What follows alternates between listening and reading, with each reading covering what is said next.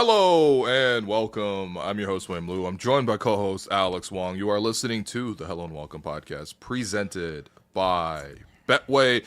It is T-minus 8 hours until Alex Wong attends the Coldplay concert here in Toronto. He'll be visiting the new Rogers, what's the place called? Rogers Arena? Rogers Stadium, Rogers presented Stadium. by Ed Rogers. Yeah. Goodness. Yeah. Well, I don't know. Maybe you'll run into Ted there or old Ted, Ed or R.I.P. Ted is no longer with us. well, you never know. You might see the statue. He has launched like into a greater space than us. Yeah. He has seen his son fulfill his lifelong dream of holding all the Toronto sporting teams. But we're not here to talk about that today. We are actually not here to talk about that today. We probably will talk a little Coldplay a little bit later on. But this is what I have forced Alex into talking about today on the show, because it's one of those where I have come up with the rundown. Number one, wanted to talk about just the Raptors seem like they're pretty much done for the draft and for the offseason as this. Free agency is kind of really quiet across the board, but especially so for Toronto. So I want to get Alex his thoughts on how he feels about the Raptors and the roster at the moment. Then his beloved Bill Simmons, a.k.a. William Simmons, has been giving a lot of takes about the Toronto Raptors. And I'm going to debut a new segment that's called Will or Bill. Dog, like I can't even contain my excitement. You know, we went to the Blue Jays game yesterday. Shouts to the Jays, really lifting the spirits of this city right now. And when I said goodbye to you, I said, "Hey, I'll see you on Wednesday. We're flying out to Vegas. I'll see you at Pearson." Mm-hmm. And you're like, "What? We're potting tomorrow," which I was unaware of as the organizer of Hello, as the director of Vibes. I wasn't aware we were doing a pre-Vegas episode, and I was really excited to see what you were cooking up. And when I woke up this morning and looked at the rundown, all I saw was Will or Bill, and that's all I needed. That's all I needed. I don't know what's coming my way, and I'm really excited. Yeah. We've done shows together for like a decade now, basically. So you gotta know, man. You gotta trust me. Okay, it somehow went from Yellow Fist to Will or Bill. That'll be a segment because Bill has been talking a lot about the Toronto Raptors, and honestly, not in a very flattering way. So wanted to give a couple of counter takes to what Bill sort of mentioned and see if Alex agrees with me or his beloved podfather, Bill Simmons. And then, of course, we'll be reacting to the Masai Ujiri farewell tribute video. Which I haven't seen. Which you haven't seen. Okay, I'm really happy you said that because we can watch that together. I thought it was really, really beautifully done. And then, of course, at the end, we'll talk a little bit about Norm getting traded from the... Wait, hold on. Norm got traded? Yeah. Okay. I need to give you... happened this morning, man. I need to give you proper context. We're recording at 11:15 right now. I got out of bed at 10:45. So I know. Hold on. Don't even tell me where Norm got traded to. Okay. I want to know. Chat, don't spoil it for me. I'm going to have to put my hand up like this to block the chat. Yeah. I'm so excited for this, man. Yeah. This is incredible. Yeah. Oh, man. My Clippers traded Norm? You never know where. First off, you don't know what he got traded for, and you don't know where he got traded to. So you could do a Monday show where you make up 6 NBA items, and you should do that one time. That's actually not terrible. Like I would roll with it. Oh, wow, I'm so excited right now. Okay, let's do it. But first, Pearl Jam. Yeah. We should actually have our own but first. Yeah, what would be our but first though, you think?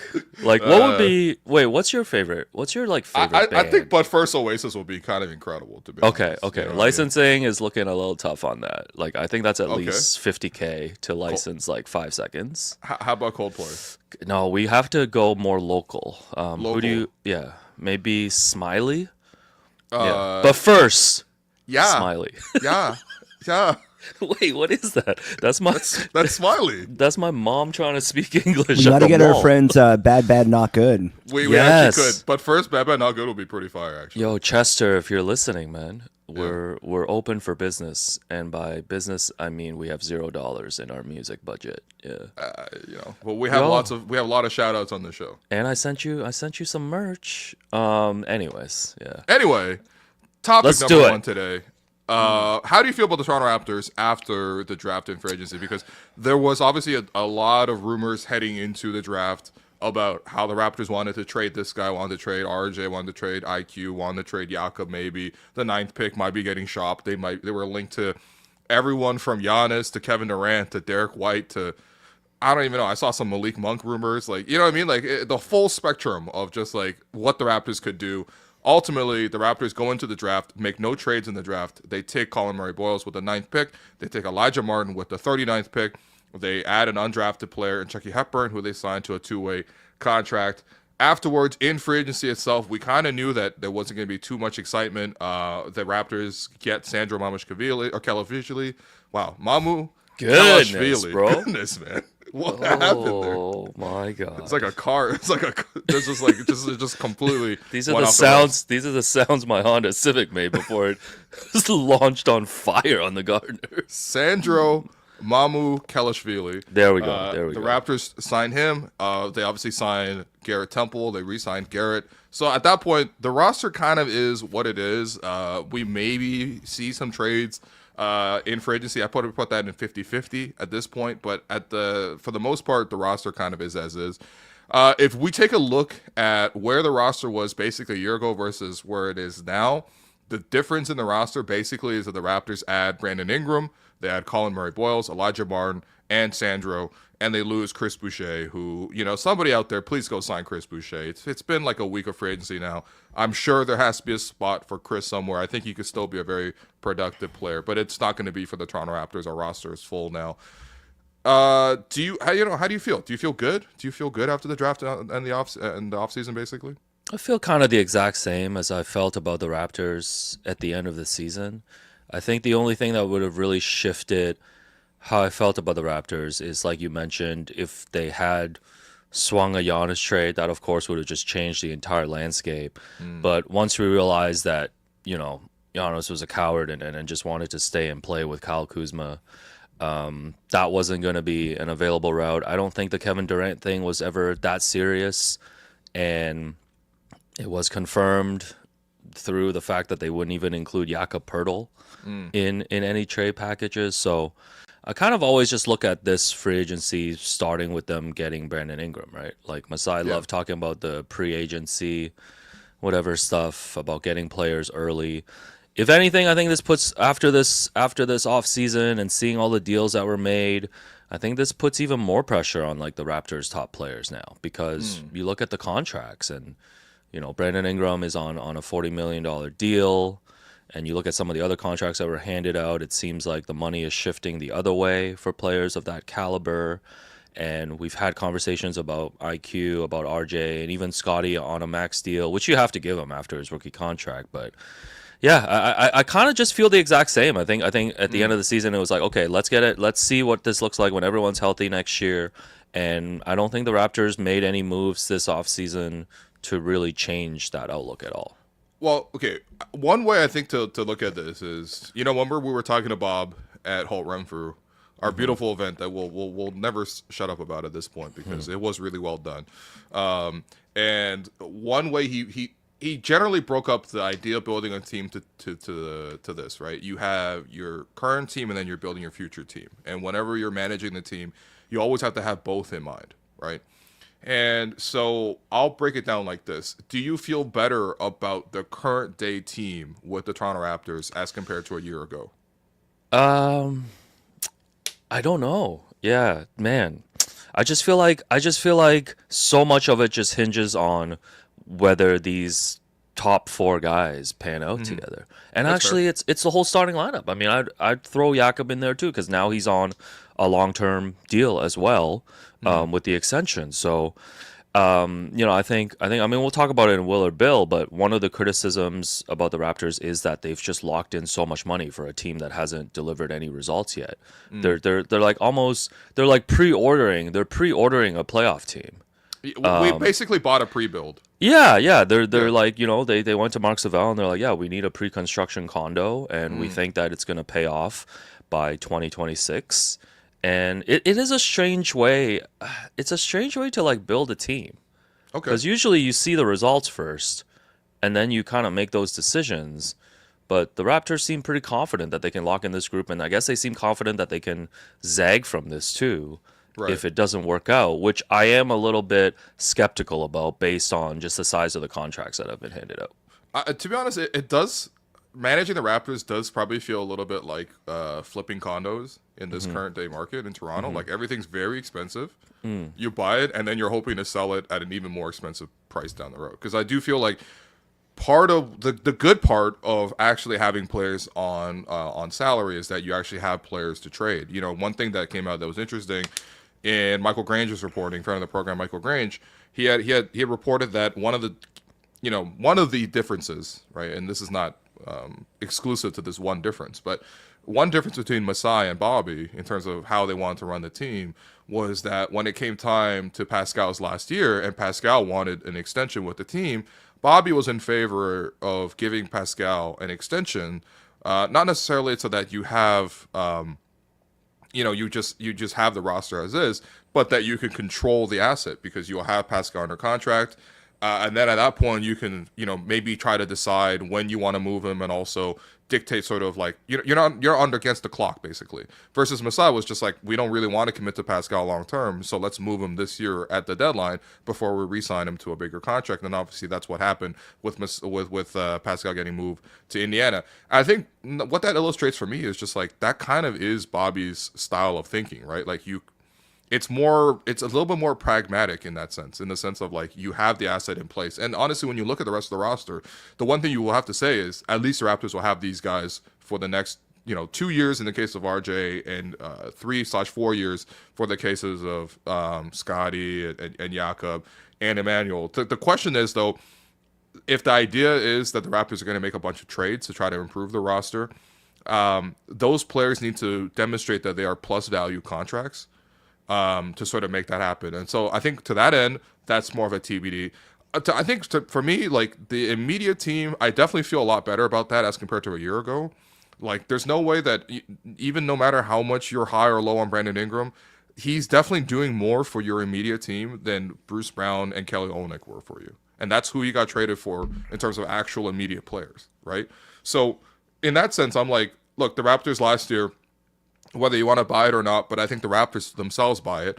I think they figured out a way to be much better on defense, and they're hoping that extends over to when they're not just tanking and obviously facing stronger opponents. But I think the Raptors feel like they can be an above-average defensive team, and the real issue that they had was on the offensive end, where they just can't put the ball in the bucket, and they don't really have a go-to scorer, especially in the end of games. That's why they go for Brandon Ingram, which I'm like, you know what? That's again, if we're talking about what's the future team and what's the present team of today versus the present team of yesteryear is just undeniably stronger. Like unless you just think Brandon Ingram's not going to do anything for this team. No, I think that's fair. I think one of the wrinkles too is that they were on this rebuilding path, and there is an alternative path where they tank into a position in this past draft where, let's say, they get someone like a Dylan Harper or Dylan Harper of the NBA, by the way. I was going to say. Dylan Harper or Ace Bailey, and then maybe this is a multi-year project and they land another blue chip prospect next season. But they're caught in this like weird timeline, right? Like Scotty's been in the league for a little bit now, and I'm not sure there was they could stomach like rebuilding for a couple more years. But it's just that they've put this win now pressure on themselves and they've banked it on these specific players. Because like if I look at the Raptors outside of that starting group, like I feel like there are a lot of exciting prospects that could pop, right. and there are already players like Jamal Shed and to a lesser extent Jonathan Mobo who showed that they could be part of a NBA rotation. And then you talk about like Colin Murray-Boyles coming in, Ulrich Chomche. And I even forgot about Ochai Abaji's like still there, obviously a bit further on the development path, right? And like Grady Dick as well, right? So you don't need all those, Jacoby as well. Like you don't need all of those guys to pop, and maybe the hope is that a couple of those guys are good enough that eventually they become a big package for the next superstar trade when Giannis finally asks out when he's like 37. Right. We'll be there. We'll be there. We will be there. We'll definitely be there. But I think it's just. It's weird. Like I get the two paths, the two timelines of winning now and having the players, but it's really hard to thread And I think the Raptors are threading the development part and replenishing the roster with younger players better than threading like building a win now. But we could talk about all this, but it's like, man, it just comes down to like Scotty has to be like an all NBA level player, and Brandon Ingram has to be like an elite scorer on a winning team. Like I think those are the 1A, 1Bs for next year. Yep. And if those two are there, then everything else falls into place. And we're not really having any of these other conversations. Yeah, that's why I think that, like, again, the biggest thing is just that there's so much uncertainty, right? Because you just actually don't know what this team looks like yet, because Brandon hasn't actually played 1 minute with the Raptors.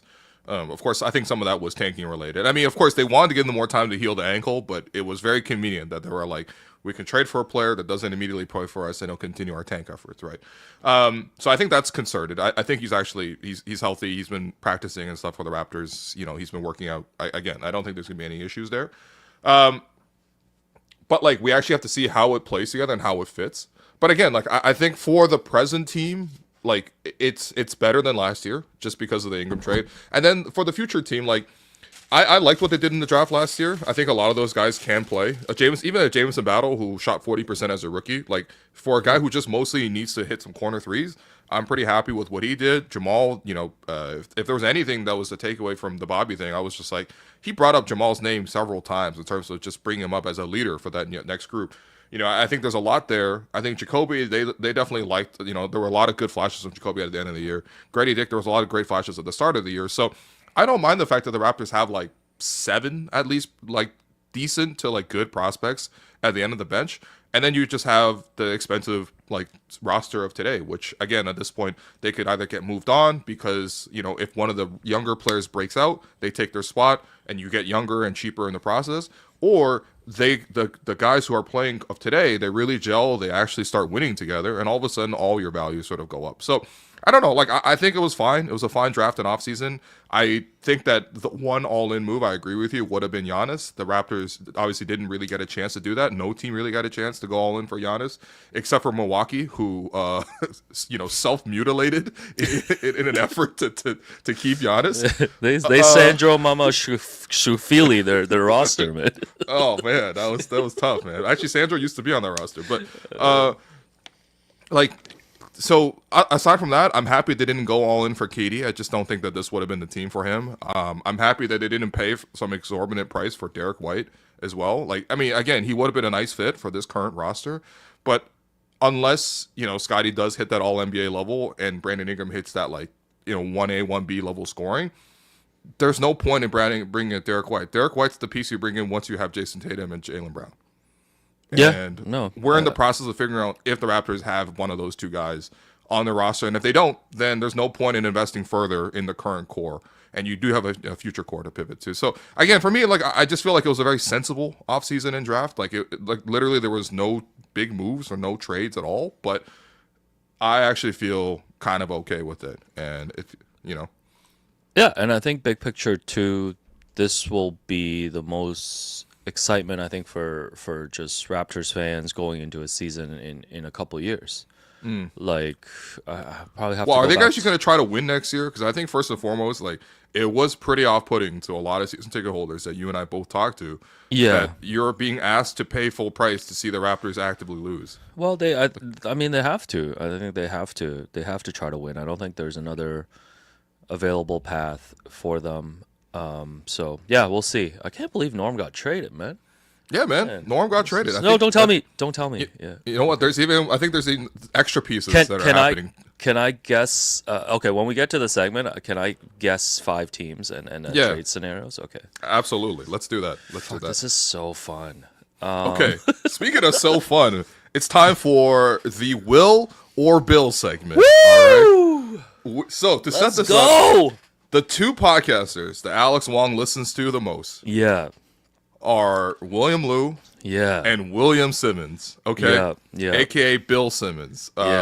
So, your favorite podcaster, Bill. By the way, did you just listen to the episode with Rusilla last night? Have you already hit that? I came home yesterday. I rewatched Uncut Gems for the 7th time. Didn't you also watch the F1 movie? I went to the F1 movie. I came home. I was buzzing from that, so I needed another movie on to calm down. So I watched. You're trying to calm down through Uncut.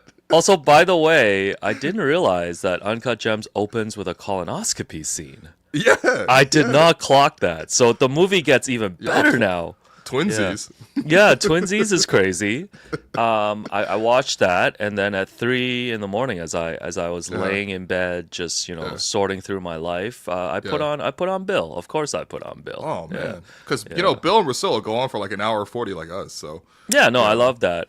We should do a little tale of the tape between Will and Bill here. Okay. Okay. So Bill's been in the game for, I believe, like 20 plus years now. Easily. So man. 20 plus years experience. What about you? I've podcasted for the first time probably 2016. So Okay. like 10 years. 10 years for me. 10 years. Okay. Bill's biggest guest of all time, I would say, is Obama. Who is your biggest guest? Biggest ever guest on a show that I've Just done? across all platforms. We did anything. get Adam Silver. Okay. Would you put Adam Silver over Bobby Webster? Yes. I think I put the You would. commissioner over the general manager. All due respect to Bobby, but bro, come on, man. It's Only Adam one of Silver. them looks like Mr. Freeze from the Batman animated series. Only and one of it's them Adam. looks like the Outdoor Boys guy. Bill famously left ESPN and went independent to start Grantland. You famously left Sportsnet. Yes. Because I forced you to, and That's not true. That's not true. For people listening, we decided together. and started Hello. So Yes. very similar there. Yeah. Bill has his dad come on to give Boston Celtics commentary. You have never had your dad on to provide Raptors commentary. He doesn't feel that comfortable speaking English, even though he's fully fluent. Yeah. And, Okay. Yeah. Unless it's about Chinese politics, he doesn't really want to appear on a podcast. Yeah. Bill has a segment called Parent Corner with Cousin Sal. What is your favorite side segment that you do? Side segment. I mean, I do love when we bite his segments. You make it sound Flame like pie? you make it sound like we're legit biting him. I mean, like on the arm. we're kind of biting his shit, man. Like we've done the blame pie. Yeah. We've done the 6-pack. Now we're doing Will versus Bill. Like. Yeah, Will's got Jerome. You've got Yes. Jerome helping us, and Bill has nephew Kyle, who sounds like a crash out. He's always like, "Yo, nephew Kyle just ripped a pack of cigs. Yeah, he just I'll went out take Jerome all partying day, last man. night with Rob Gronkowski." Yeah, no, Jerome was our untoxic king. Absolutely, man. Okay, Bill's biggest alter ego is either clairvoyant Bill or conspiracy Bill. Your alter ego, I guess, is like when you like slander Will, maybe slander Will. Slander pod Will. Yeah. Yeah, slander Will is there. Slander but, or banter Will. Yeah. Yeah, banter Will, but I Yeah. think clairvoyant Bill wins. Okay, yeah, no, that's all I got for the tale of the tape. Yeah. It's not bad. It's not bad. Apparently, Bill is also a 3-point shooter primarily in pickup. So Okay, that's okay. another similarity that we've got. But for you, I know it's gonna be very difficult picking between your two faves here. Not that but tough, to be honest. Yeah. I'm going to play you a Bill Simmons take. I'm going to offer my take on it, and then you are going to decide Will versus Bill. God, dog. We have 3 of these planned. Jerome, hit the first take. Let's go. Up to invite the Toronto Raptors. We need to get to 7. The Brandon Ingram trade seems hilarious now. They trade a first-round pick so they could acquire Brandon Ingram and then give him a 38 this year, 40, and then 41. So basically 3 for 120. Yeah. And now we've seen Julius Randle sign for 33 and Naz Reid sign for 25. And some guys even going Miles Turner around 25. And I think as an asset, he's in that range. So that he's overpaid. They're paying quickly $32.5 million a year. They're paying RJ Barrett 27.7, 29. They're paying Pirtle 19 and 19 and then just gave him an extension for 26, 28, and 30. And then they gave Scotty Barnes a max. Scotty Barnes is going to be making $51 million in the 2030 season. they've somehow managed to overpay their top 5 players by 20%. And I think that earns them an invite.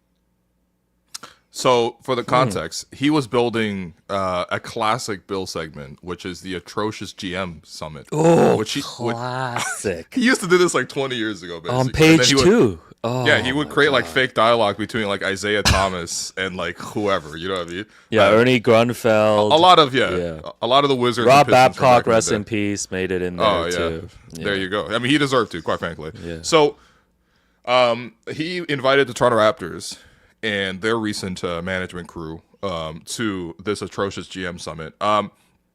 So it's similar to the discussion that we had earlier. I wouldn't necessarily say that the Raptors have underpaid anybody. Like anybody the Raptors have extended or signed recently have been, paid at exactly what their value is or slightly above what their value is. I think the difficult thing that the Raptors have done for themselves is they have a situation where every single, when you look at these negotiations, I think that they have a budget in mind, and the budget is we're going to spend until as close to the luxury tax as we can. Mm-hmm. And so we're not necessarily worried about, what the total cost is. We're just not going to be paying the luxury tax, but we will pay up to the luxury tax. This puts them probably in the same boat as about 10 other teams in the NBA. And of course, true contenders go above the luxury tax, go into the first apron, go into the second apron, whatever. But the Raptors are basically one of 10 teams that say we will spend up to the luxury tax. At that point, they have a budget. They have a lot of inexpensive young players. But of course, at the top end, there's some expensive, top end players. Now, when we really think about it, they got in the RJ Barrett contract. That's not the one that they signed. That's obviously from the Knicks that they signed. Of course, the Raptors did choose to accept the deal. They traded for Brandon Ingram. I think the worry at that time was that the Raptors might pay him the max. As clairvoyant Will reported here on the podcast, that the contract was not going to be the max, and it was going to be starting roughly in the $40 million range for 3 years, right? So there's that portion.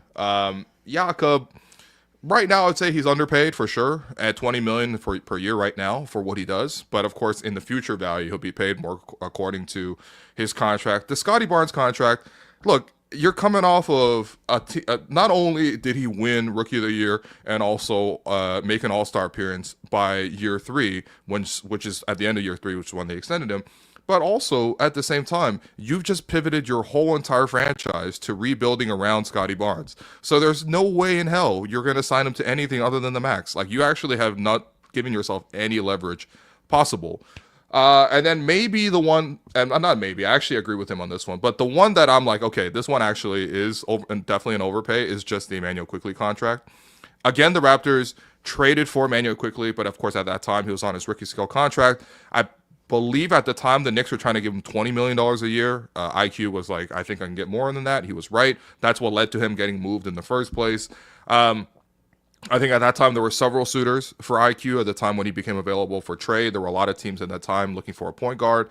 I heard Houston's name come up, for example, as one of those. But again, he comes to Toronto. And of course, at that time, the Raptors have committed their future point guard position to him because at that time, who was backing him up?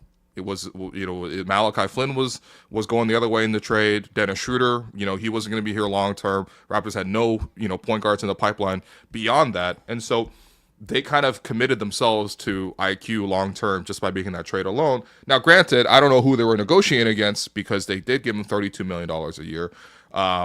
He was a restricted free agent. You could have chose to squeeze him if you really wanted to. But the Raptors ultimately didn't and paid him a contract that, probably is like $5 million a year, richer than what he's previously shown in the NBA. But at the same time, I just don't see it as super dire because any of these contracts, I don't think you would need to attach picks right now. If they're healthy, I think they're all net neutral contracts. I think Scotty is definitely a positive contract, just based on his potential and his ability. I think that Brandon Ingram is probably slight positive if he's healthy, just because of the fact that, when bringing up like Naz Reid and Miles Turner, they're not even the same class of player. Like, we're talking about a primary scorer versus, guys who are third options at best for their teams. Like, it's not even comparable really for me in terms of like what type. You're not even, that's apples and oranges at that point. You know what I mean? Like, you can't compare a role player to like a player who's expected to be featured. Julius Randle might be a similar comp, but again, Julius Randle is older, and I think that like, I don't know. I mean, I just think that like Julius Randle's play style as a bully ball forward is less valuable than sort of a 3-level scoring wing as Brandon Ingram has. And I think Ingram, by the way, has more playoff success than Randle has just over the course of his career too. So ultimately, what I'm trying to say is that it's not that dire. I don't think the Raptors are stuck with the roster as is. And again, if you look back to what the Raptors had, you know, it was either you're going to pay all three of OG, Pascal, and Fred the maximum contract to be unhappy in this current situation, or you pivot, and the pivot, it's not the greatest pivot, but it's okay. So let me ask you, after all that, you going Will or Bill? I'm a zag here. I'm going to go a little bit of Will and a little bit of Bill. Oh my God! What? Yeah. Okay. Yeah. All right. This is the classic. This is the classic case. Rosillo sag, man. Okay. You know, I think Bill does make some good points. I think the two contracts I would quibble with are Brandon Ingram and IQ. I think you're more optimistic about Brandon Ingram than I am in terms of will he perform. Wait, is this about his abilities or about his availability? I would say a little bit of both. And like, even when you mentioned he had playoff success, I think he's only won like one playoff round in his career, right? Like with the Pelicans. That's still better than what Julius Randle has done in his career. No, but if you match it up to Randle, he just went to the conference finals, and he was a very critical part of that team. I just, when you're paying a guy $40 million, like, he better deliver at a particular level. And I think there's just a certain expectation for Ingram there.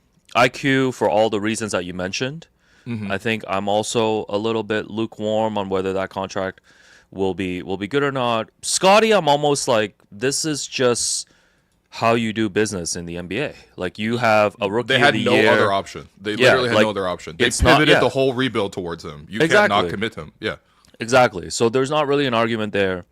And I'll give a point for you in terms of Jakob, because I think Bill's reaction to Jakob's contract shows the side of him where he doesn't really watch the Raptors. And I don't think he understands how important Jakob is to this team that is trying to win now.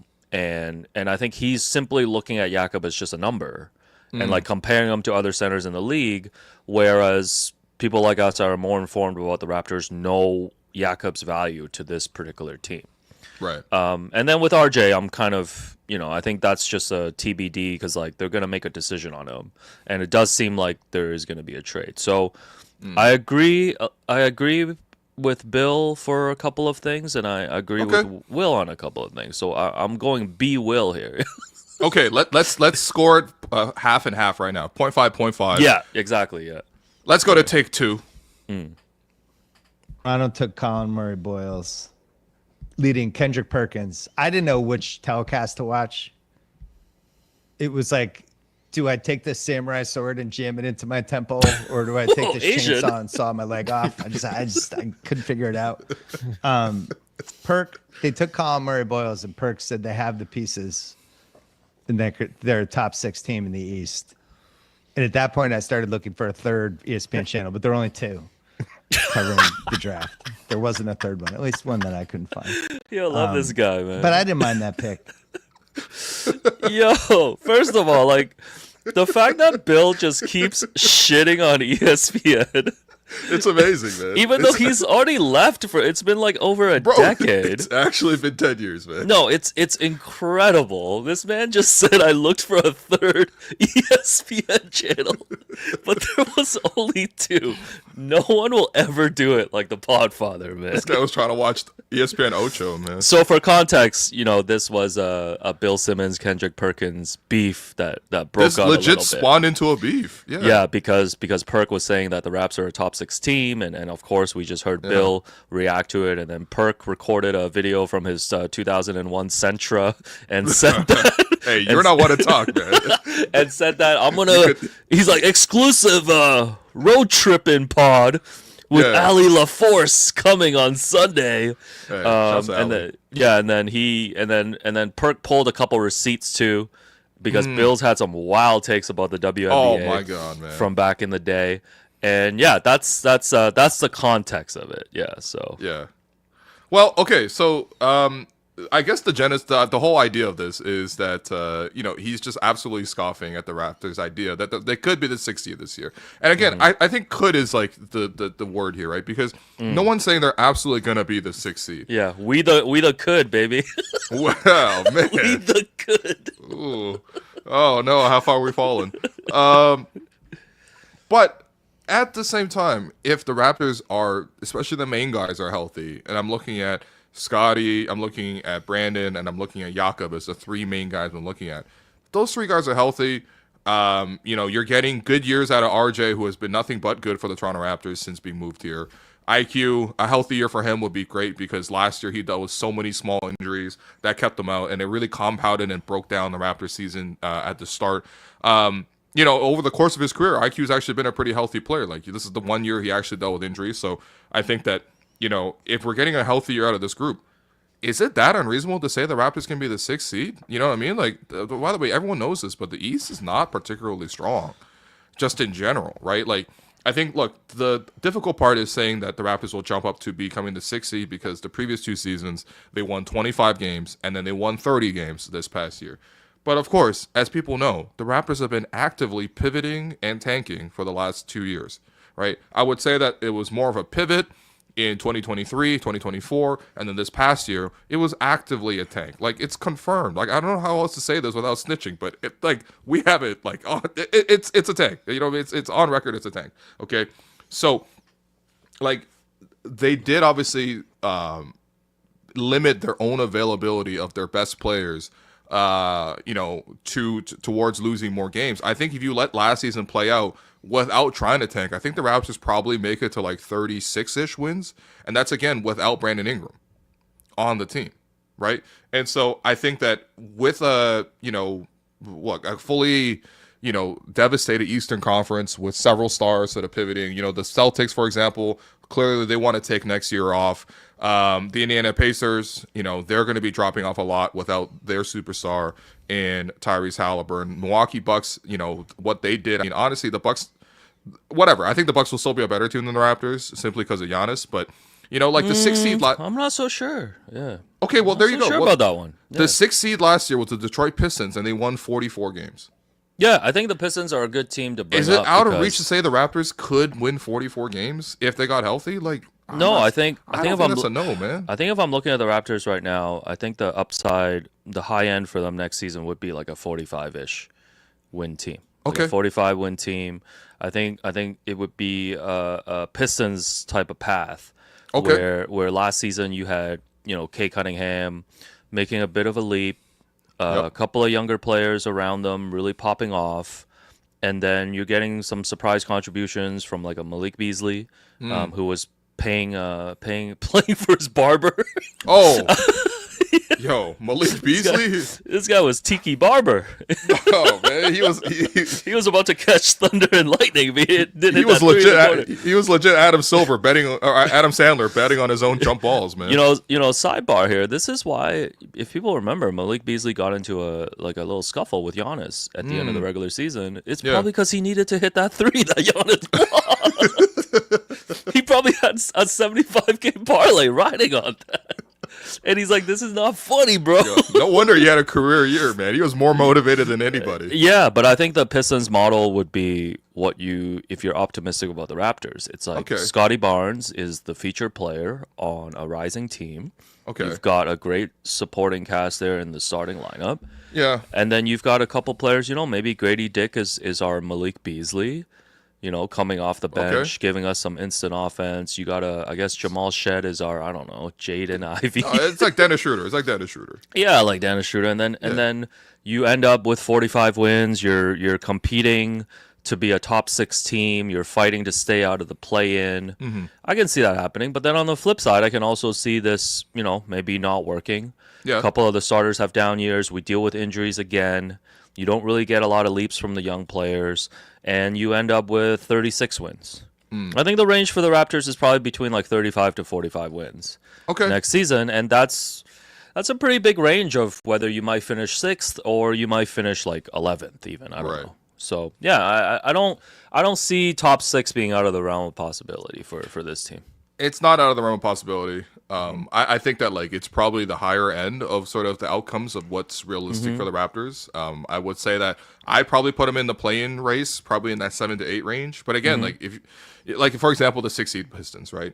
If you were to just classic Bill thing, all right, you line up all the Pistons players and you line up all the Raptors players on the schoolyard. Yeah. And we're just picking players on the teams. Yeah. Okay. Yeah. We'll just do this quick exercise. I'll give you the first pick. Who are you taking? Okay, I am taking Kate Cunningham. Okay, I'm taking Scotty. Who are you taking next? Man, this is already tough. I'm gonna take Brandon Ingram. Okay. The next pick is gonna be pretty difficult for me. If I had to win a playoff game, I'd probably take Jakob Poeltl next. Wow.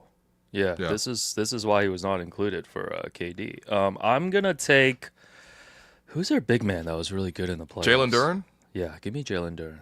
Jalen Duren? Okay. Next pick, I'd take RJ over the rest of the guys that they have. Well, if I'm trying to win a playoff game, you know who I need. I'm taking Tobias Harris. Okay, there you go. No, this is classic Bill of like, I think the Pistons have the top player, but if we're going 2 to 9 here, I think the Raptors have like the 3rd best to the 9th best player here. I'm just saying it's not like that far off. You know what I mean? Like we're not we're not miles away from the Pistons. Like I refuse to believe that. I'm sorry. Like you could be like you could say that what you want about the Raptors in terms of like this might not all fit. It's all hypothetical. Like I'll give you all that, but like just roster talent wise, like I don't think we're that far off. So man. I'm gonna go with Will on this one. Yeah. So I'm going with Will on this one. All right, I bullied you into a. I guess I'm up 1.5 over 0.5 over Bill. We'll move on to the third one, the deciding one, probably the most difficult one to adjudicate. We're going to have to go into the vault for this one. This is not even from the Bill Simmons podcast. This is from the BS report from back in the day. Oh my God. Is it with Klosterman? Let's go. Not for Kevin Wilds, baby. Myself a Starbucks gift card. And that's the guy's like, do you want the happy birthday one? I was like, no, it's just for me. And he kind of looked at me like I was doing something wrong. Why did you do that? I agree. Because I don't like paying with money every time. That's why you have a debit card. Right. Or a credit card. What are you What is wrong with you? I just like having the Starbucks card. Then I go and I give it to him. That is like something a psychopath would do. I don't understand it. One gift card, that please. To Bill, from Bill. That's drooling. Do you get anything for it? Doing? Is there like a loyalty component to it? Do you get reward I points hate using or my anything? credit card, and every time I use my credit card, it's $2. Why? What I don't know. It's It's stupid. $2 to the I don't like being merchant. that guy who's giving the credit card. Everybody gives the credit card. We're that guy. Like There is 1976. I'm not going to be that guy with a card. People think I'm big time. At Starbucks, that guy is the guy who pulls out cash. Nobody does cash at Starbucks anymore. It's all cards. I always like when other people. doing? I don't know. It's very, very, I always enjoy when other curious. people give me a gift card, so I was like, I'm at That's what Starbucks makes a it lot. so weird. I agree. Why did you give yourself a God, gift? that's weird. Of all the gifts to give yourself. Well, no wonder he looked at me. I mean, I give myself gifts sometimes. No wonder he thought it was weird.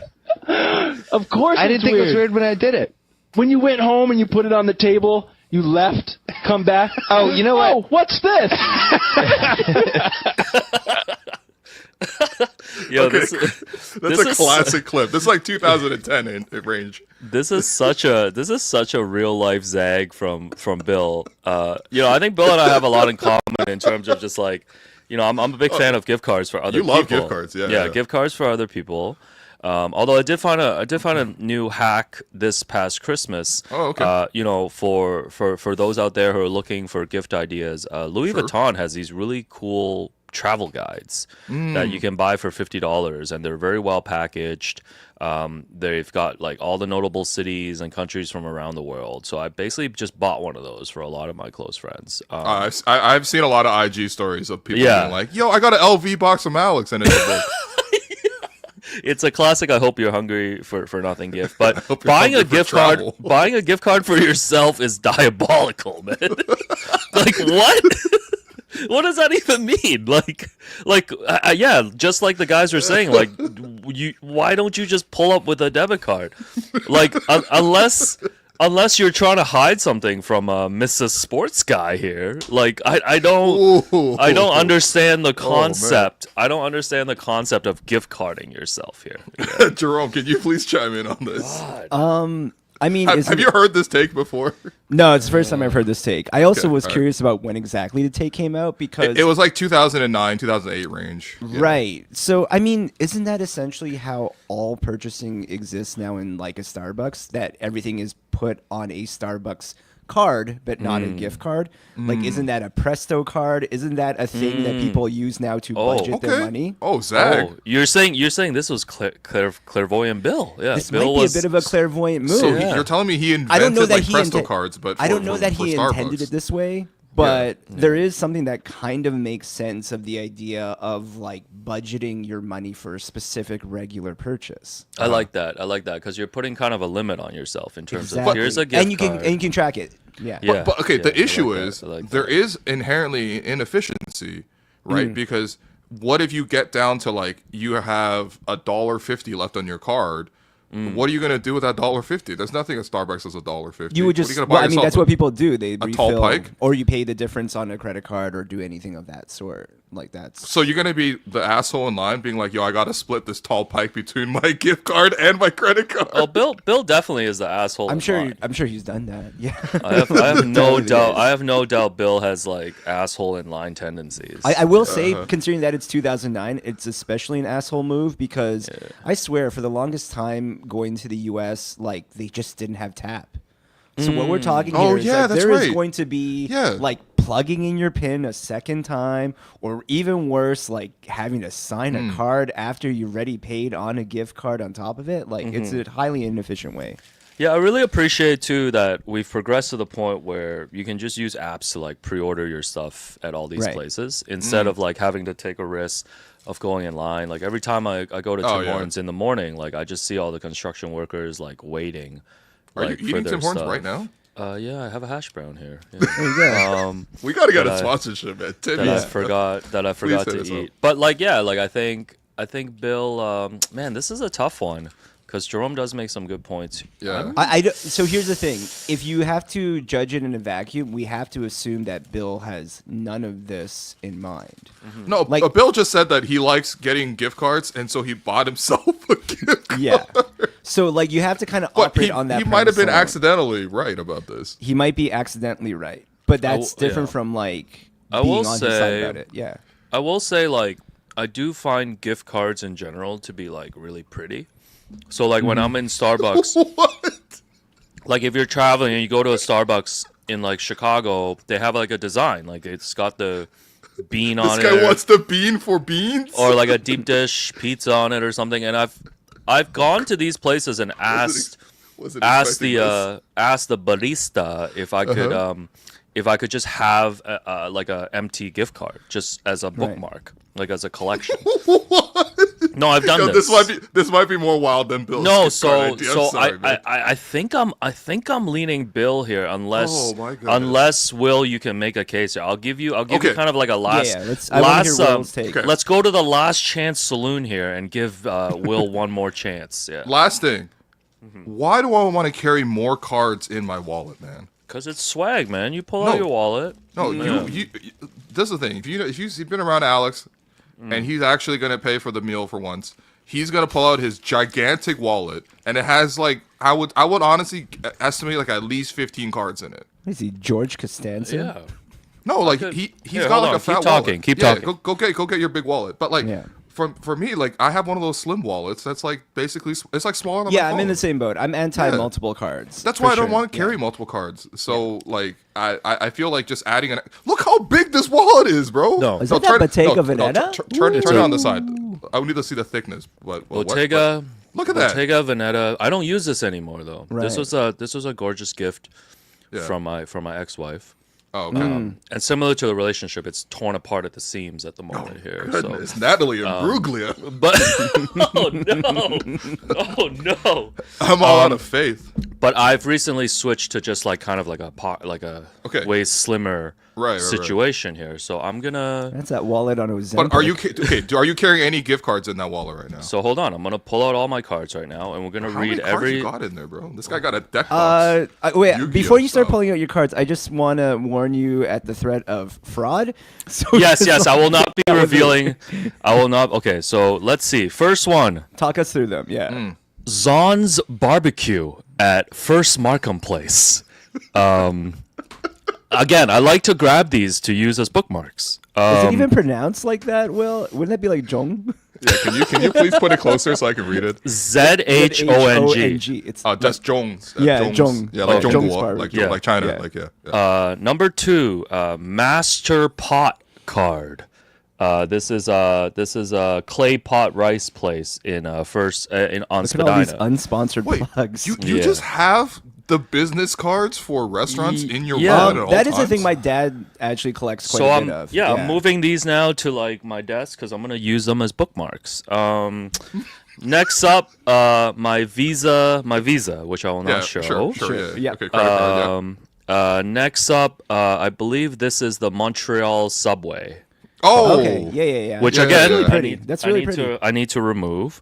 That's fair. You don't need that in your wallet at all times. 2 keys to the Hotel Nelligan in downtown Montreal from my last trip.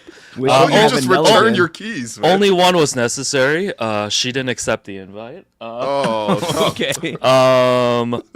And I have a Nelligan. no, how much are you in Montreal, bro? Holy shit. I'll be there 22nd to the 26th. Hit me up, Apparently, everybody. man. Oh, that's good to know for our show. Opus, I actually don't know what this is. That's the Montreal card. Is it? Oh my god! Yeah. This Damn. is your opus. This Not wallet. damn Notre Dame. I believe this is another either Montreal or New York train This is station a parking. card. Okay. Oh yeah, parking ticket. I was like, that's for parking, no? New Oh, York. MetroCard, yeah. Yeah. New York. Yeah. Yo, you guys want to give hot takes with that card? No. What are your hot takes that you want to Oh, give? Subway bro. takes. Oh, I have Subway a. takes. I Oh, have a- Subway takes. Subway What if we takes. did this with Presto cards? Is that I- is that a ripoff? Yes. Yes, absolutely. Yeah, I have a lot of Subway takes, but they cannot Okay, be but shared. let's say we give sports takes after Leafs and Raptors games. You You're mean at you're Union gonna do Station. a podcast? You're gonna sit there and you're gonna give 1 minute takes with the Presto card. Boom. This free is idea this for is like people. a $5 idea. Yeah. Yeah, $5 idea. Totally. Good idea. Yeah. My health card. Sure. Yeah, yeah, we're almost that. done. We're almost done. We're almost Yeah. done. My debit card, Of course. my driver's license, my other Visa card, Okay. and then finally my scene card. Yeah. So Okay. for movies. That's not crazy. Not that crazy. Honestly, Like I Not think okay, that so crazy. I think the business cards are more just like a clutter thing, and that's not a thing that Alex intends on keeping in his wallet. Yes. Same for like I mean Alex just travels, so it makes sense that he does public transit. The irony being that he does not have one for Toronto. Very true. Very true. Very great point there. Yeah. No, very true. Very true. But all no, I mean this like guy he will has go to like a pretty Barrie standard set UQAM, of but he won't go cards. to Union. Tough. Yeah. Yo, so now I'm looking in my former wallet, Oh, okay. which I haven't touched in probably like a few years. Okay. Two making a joke with this. McDonald's gift cards. Okay. Presto. Oh, that's a classic. That's, an OG Presto. Presto. That's Oh, OG Presto. I can expose this one. This is my Sun Life card from when I was at Rogers. Okay. You know. Oh yeah. you know, Do you not have insurance? like We're not for gonna my zag to a li- new company. for my Okay. life? No, I'm this- just being like. No, Is this 'cause a one is of the this a essentials zag? one of the essentials I carry in my wallet is my like health insurance. Oh yeah. Anyways, yo, I have a lot of gift cards here. I feel like these are all still in play. Tim Hortons gift card, Yeah. Okay. LCBO gift card. Holy. Okay. Oh, Okay. that was one of the bonuses. Remember? From the Yeah. office. Buy Another yourself some key. Simply Spiked. Another key card from a Montreal hotel. Nice. Brother, man, Opus. this guy got Opus. Oh, this guy got a French Canadian ting, man. gotta hide this, but Optimum shoppers, don't be taking my points. Yeah. Okay. Exec. I gotta go further away. Exec search CAA card for my car when my car breaks down. I got that. I got that Keith Pelly in me, man. That's a different CAA. Yeah. Another business card from Montreal. Oh man, this guy got a Megan Paré, man. Business card Lardo, which is a great Italian yeah. Oh, shouts to spot Lardo. on Yeah. college. Shouts to Lardo. A rec room card that Oh, I guess. Rec Oh, you ever take a shorty to rec room? The only shorty I take is my nephew. Yeah. There you go. Honestly, your nephew is your shorty. So. Yo, Cineplex card. Woo! Oh, And classic. another Tim Hortons card. Yo, Tim Hortons, you about to see me after this? Yeah. All right. After they just saw you before. They're like, again, sir? Welcome back. Anyways, I'm gonna after all this, I'm gonna go with Bill. Yeah. I honestly, I think, yeah. I'm going with Bill. You convinced me with this. I'm going Yeah. with Bill. Yeah, Okay. I'm going with Bill. I think gift cards, they rule the world, man. So I'm going with Bill. You know, I think what this means is in future shows we should do more Will versus Bill. I just think that Yes. like it's a nice easy segment for us to do. Yeah, And all our segment ideas do come from the BS. Not no to- matter what. Not to tell you what to do next time. You want to surprise me, but you should look up all his episodes of Half Baked Ideas, and we should play the Half Baked Ideas and then debate them. I'm not gonna lie, I liked your $5 ideas better, man. Those were some No, of but the best. yeah, but I best think podcasts that we've done recently. as like a knockoff segment, I think taking his Half Baked Ideas and debating them would be really fun. Yeah, I think it would be really fun. Okay, So Bill All right. wins. Bill. Well, no, it's 1.5. each. Oh, okay. Yeah, It's so a we're tie. actually tied. shoot. Yeah, we're actually tied. So we'll have to decide this at a future time.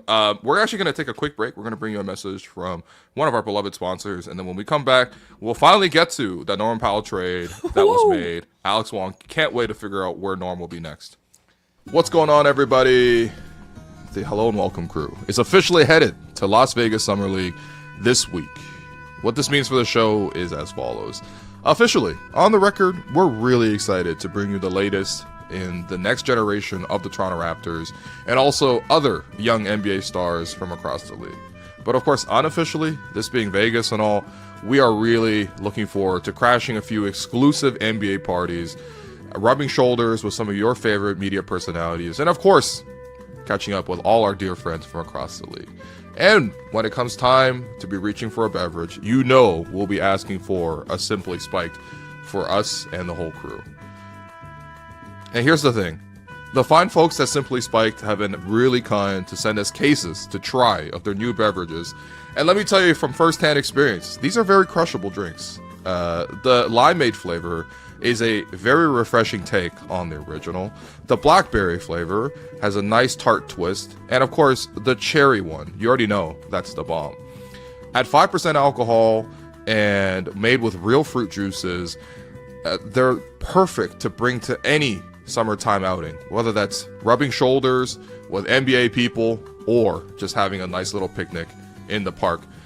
Pick up Simply Spiked at your local store, try some for yourself, and we'll catch you when we're back in Toronto. There you go. Alex Wong. I know I owe you a case, man. I know you a case, but I'm telling you, man, you're good. it's been one per day. It's been nice to just crack one after dinner type of thing. Yeah, no, I think everyone in Toronto should go get a Simply Spiked. Like the city's buzzing right now, man. Jays are on an 8-game win streak. Coldplay is here tonight. Drake was driving around in an Iceman truck. Like, Yeah, George Gervin. oh my god. So Norman Powell, I think how we should approach this is you give me 4 teams, okay, potentially that Norm got traded to, Right. and one of them has to be the real team. Okay. And then I will present you with 2 more teams that I think he could have been. Actually, that doesn't make sense because then you would. Yeah. Okay. No, Just you give me just 5 guess. teams. No, You give me just 5. guess. No, give me 5 teams. Give Okay. me 5 teams, and I will propose the scenarios. But one of them has to be the real team. Yeah. And I'm blocking all the chat so I don't see anything. Yeah.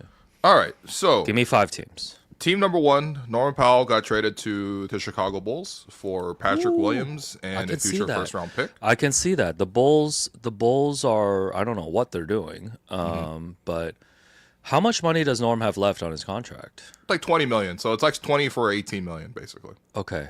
I could see the Bulls making that move. I'm gonna give that. You know what? I'm gonna blind rank these. So I'm gonna put the Bulls at number 4 here on my list of candidates. Yeah. Okay. Team number 2, fake trade number 2, or potentially real trade number 2.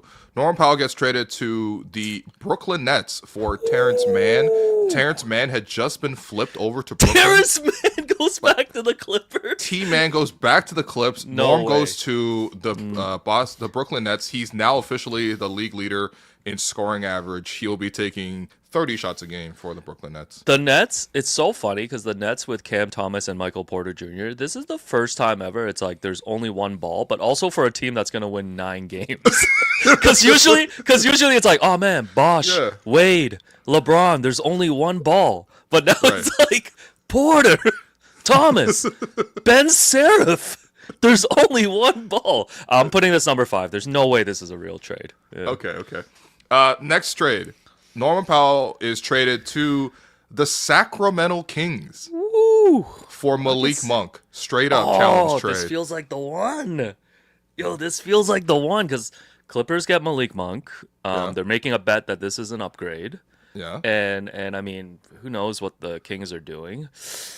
I'm putting this one number 1 right now. I'm putting this at 1. I like this. All right. I think that might be the one. The last one that we have. No, 2 more. You owe me 2 more. Yeah. All right. So Norm Powell gets traded to the Miami Heat. Okay. Sleepy Pat. Finally woke up. Yeah. What's his name? Kyle Anderson. Lee Kyer gets moved in return. Yeah. He gets rerouted to a third team. Miami lands Norman Powell because they need scoring. Sure. And they just making Bam Adebayo guard everybody because no one else can really guard. Norm just for Kyle Anderson? I think they throw in Kevin Love to match salaries, let's say. This is such a low, isn't Norm worth more than that? I'm going number 3 on this one. Yeah. All right. Last fake trade. One more. Norm Powell to the San Antonio Spurs for Harrison Barnes. The Spurs need more scoring. I guess they just have a really nice backcourt now with Fox, with Harper, with Norm. Each guy can give you 20 on any given night. Yeah. And of course, you got Wemby in the middle. And of course, all it costs you is Harrison Barnes and a protected future pick. No, I think the Spurs are very careful about not adding older-ish players here. So I will have to put them at number 2, but I don't feel like that's a real. If I were to put some money on this, I would go with the Sacramento trade. Sacramento for Malik Monk? Yeah, that's my guess. No! What is it? What is it? No. What is Breaking it? news Wait, from Sean Sharania. Who is this other guy in the photo? That's John Collins, man. Come on, dude. You know that ain't who I think it is, man. He finally got traded. Breaking news, the Clippers, Jazz, and Heat have agreed to a trade that sends Norman Powell to Miami, John Collins to Los Angeles, and Kevin Love, Kyle Anderson, and a 2027 Clippers second-round pick to the Jazz. Sources tell ESPN. Danny Ainge did all this to get the 45th pick in 2 years? This is crazy. So honestly, some of my fake trades might have been better than this one, actually. The Malik Monk off the dome fake trades were pretty good. The Malik, I just couldn't believe it was just for Kyle Anderson. Okay, so my Clippers get John Collins. I'm not that excited about that. He's talented dude, but what is he this guy's like a ghost Jeremy Grant, man. Yeah. He's just I guess they need a more mobile big. Allows him to play a little bit bigger. Norm, if we're going to be honest about it, wasn't that good in the Clippers series. Norm kind of dropped off. Nuggets series. Dropped off in that second half. But Norm's a guy that you need during the regular season because Kawhi's not going to play that much. Yeah. Harden's pretty solid, but Norm can be your second scorer there. Yeah. I don't like this for the Clippers. I don't like this at all. Yeah. Do you like this for Miami? I don't care about. They're gonna win 34 games. Yo, Miami's slowly going towards that Sacramento of the East situation. Sleepy Pat finally woke up, and this is what he pulls off. This is disgusting. I thought they were in the Kevin Durant discussions. In all fairness, he is obviously a much better player than Kyle Anderson and Kevin Love. And that's all they really gave up. So, okay, that's not bad. Fair, but with all respect to Norm, who we'll hopefully be seeing later this month. That's right. In Toronto. This is not moving the needle. This is not moving the needle for Miami. Adding Norm is nice, but... So it'll be like a Davion Mitchell, Tyler Hero, Norman Powell rotation in the backcourt. That is what they call a mid-3, man. Yeah, that is what they call a mid-3. You know what? That's one of the things where it's like when we're going back to the previous conversation with big contract and stuff. It's just like, so Tyler Hero just comes off an all-star. Now they have an unenviable situation where I'm sure Tyler Hero wants an extension, wants a raise off of what he's doing. Miami doesn't really have much leverage because it's like there's not much else that's better than him necessarily on their current roster. Like clearly he's their guy. And then you have Bam making $50 million and rising per year. Would you rather have Bam for 50 or Scotty for 40? Yeah, I guess I would take Scotty here.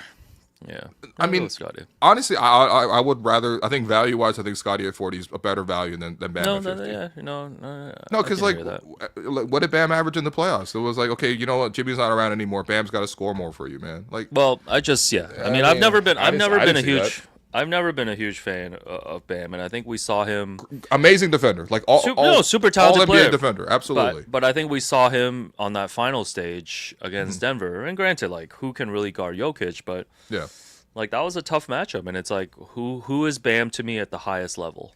Like if you're paying him that amount of money, like I'd rather have Carl Anthony Towns at 60 mil, because at least I know Cat can probably win a playoff game or two for me in like a conference finals or final setting. So, anyways, I can't believe this, man. The Clippers got John Collins. Yeah, so I'm probably gonna look at my phone now because I think there's like a Bradley Beal component to this somehow. Whoa! I heard he's getting waived and stretched. Sounds like it hurts, but good luck. Whoa, man! Yeah, him and Dame, man. Yeah, it's a tough time for these guys. I heard they're waiving and stretching him. Oh, this is from Michael Scotto. If Bradley Beal agrees to a Suns buyout, the Clippers may have interest, but only have $5.3 million of the non-tax mid-level to use. Malcolm Brogdon and Chris Paul have also drawn free agency interest from LA. Yeah, so I heard my guy Chris Paul has declared that this is his final season. So okay. Giannis Antetokounmpo. Jan Mahimi. No, but it's gonna be so funny. Already, man. It's gonna be so funny when Draymond's like, "Yo, they don't love you like that." Yo, you thought you were Curry? You can't get no farewell tour. What? Point God. No, listen. Chris Paul had an amazing career. I have never turned on the TV to watch Chris Paul in the last 5 years, man. Oh, come on, man. Since the Suns final, like, no. The way no CP, way. Dribbles around those pick and rolls, the way he pulls up in the mid range. Great player. Absolutely. Great player, man. Well, Uncut Gems crack me up, too, because obviously, I guess my most ridiculous comp has been like, CP or Tobias Harris, like, career-wise. And one of the scenes, like, Adam Sandler just goes to KG. He's like, "Yo, man, who would win in a fight, Ben Wallace or Tony Allen?" Oh yeah. Which is so good. Honestly, like, what an incredible movie, man! Unbelievable. And Kevin Garnett's performance is so good. He just has to be himself, but that's really hard to do, actually. I don't know how he didn't get more like acting roles. Like he's like a natural at this, man. He is like. Incredible. He should be in John Wick. Like he's already a character onto himself, you know. Yeah, no, incredible. Like no athlete comes even close in terms of an acting performance. Like I dare someone to like. Well, he's almost got like that Pacino thing going of that intensity is just off the charts. Like, you know, you could definitely see KG being like, yeah, he's got a great ass, and you got your head all up in it. Like, you know what I mean? Like, he's already right there. Like, KG will do that no problem. My favorite is when Sandler's character makes like Lakeith Stanfield drive them to Philly to the practice facility. Oh yeah, I forgot. And it's like Furkan Korkmaz is like doing a little presser on the side, and then. What's he talking about, man? Who was the coach there? Was it Mo Cheeks? Like, who was the coach before Brett Brown? Like, because this was right before the process. Can you please look this up? Big ass. Yo, we gotta stop Kyle Lowry today. He got a big ass. I'm just saying, man. No, like, but then they won't let him in to the practice facility. Right. And then remember when he goes to like his daughter's like recital or like performance, and then the two goons get him, and then he's naked inside his own truck. It's so funny, man. Yeah, and then just all-time performance from Julia Fox. All time, yeah. All time. We got Doug Collins as the coach right Doug before, Collins. Okay, Brett Brown. Yeah, Doug Collins. You technically have Doc Rivers in this movie. Yeah. Because he's the Celtics coach. Mike Francesca is just Mike Francesca running is his so own good, man. book. Like that's so He's so good. He's actually amazing at it. I don't know, man. It's just an incredible movie. Man. Don't you have the Uncut Gems like signed? Yeah, that a fan no. gave to you once. I have a sign that's right here. It's like I was gonna say it's always in the shot. It's like right behind you. Yeah, so this was when we were doing like I think run it back or something like that. Right. Or I like want a 6-way pass that. parlay. Yeah. Detroit wins tip off. Raptors winning at half. Norm over 2.5 made threes. Siakam over the points total. Lowry over the assist total. Can you just bring it up a little bit? Yeah. And then of course Raptors win. Honestly, so because a doable- fan doable- brought this doable a six-way. fan brought this sign to a game in Detroit. And it was super cool. But yeah, That's what pretty a sick, man. what a movie, man. Like it's just it gets better every time you watch it, man. Shout out to Adina Menzel. shouts to Idina Menzel. And Well, also Subway the lady Take. She's the sexiest character in this movie. Okay. Yeah. I have to hard disagree, but was that's gonna not do- what the show is about. I was man. gonna do the Pacino line. That's not what the show is about, man. God damn. I'm sorry. I started this. Next topic. Norm goes to Miami. I guess we'll be seeing Norm a lot more in Toronto. So that's kind of fun. I do feel a little bit sad for Norm because he keeps signing these contracts that are perfectly tradable. Yeah, but I'm not gonna feel. I mean, Norm's got a Skechers No. deal. He's made a lot of Yeah. money in his career. He's an NBA champion. Like, He's going to Norm's great. Miami, which is not a bad place at all to be. Yeah, Norm is So- gonna fit right in there with that 44 win team or 34 win team. Yeah. I mean, we'll be seeing Norm honestly in that play-in, man. Yo, and the weekend at the club. Oh, the weekend at the club scene is amazing, man. It's so good. Every scene is amazing. Like KG gives him his 2008 championship ring to because of the opal, and then he runs right across the street and pawns it. He's like, "Give me 15%, Vic." The amount of money that he keeps shifting around is incredible. And then the amount of stress is nuts, man. I'm and sorry. then KG shows up to the auction for the opal. Yeah. And then Sandler makes this guy keep bidding up to 190K. And then KG is just out. Even KG's like, I'm the big ticket, but that's a bigger ticket right there, man. I want to know actually because they license all the official NBA on TNT footage. Yeah. Because I wonder if TNT allowed that or did the NBA have to approve? Because I feel like the NBA wouldn't want to be involved in a movie like this. Because Sandler's literally sitting with KG before Game 7 being like, yo, let's pull up the lines. He's like, yo, they got you. He's like, yo, man, they don't fucking believe in you, man. They got you under 8 rebounds. Yeah, he's saying you don't think. Yeah. He's like, you don't think you could step on Elton Brand's neck? Does that make you want to just step on Elton Brand's fucking neck? Oh my god, man! It is an incredible film. If Honestly, I could give, that would be very motivating, to be honest. Man. If I could give that movie 6 stars, I would, man. If someone showed me at our media game that they don't think you'll score more than 5.5 points, I'd be motivated. Doesn't that make you just want to fucking step on Louis Zatzman's neck? Yo, I heard the Arkells have been defending champions the last 2 years, man. Doesn't that make you want to fucking step on Max Kerman's neck? Yo, let's go, man. Shouts to Max, friend of the program. Yeah, no. And Lewis, actually. Yeah, and Lewis as well. But god damn, man. Well, hey, listen, speaking of great cinema. Yeah. Masai just posted his farewell video. Oh, I haven't seen to this Toronto. either. You haven't seen this, so I'm happy. No. I'm happy you woke up to all this news that I'm presenting to you live on air. But Jerome, if we can play, honestly, let's just run the whole video, man. I think it's worth it just to see all the moments and all the memories packed into 6 minutes here. 6?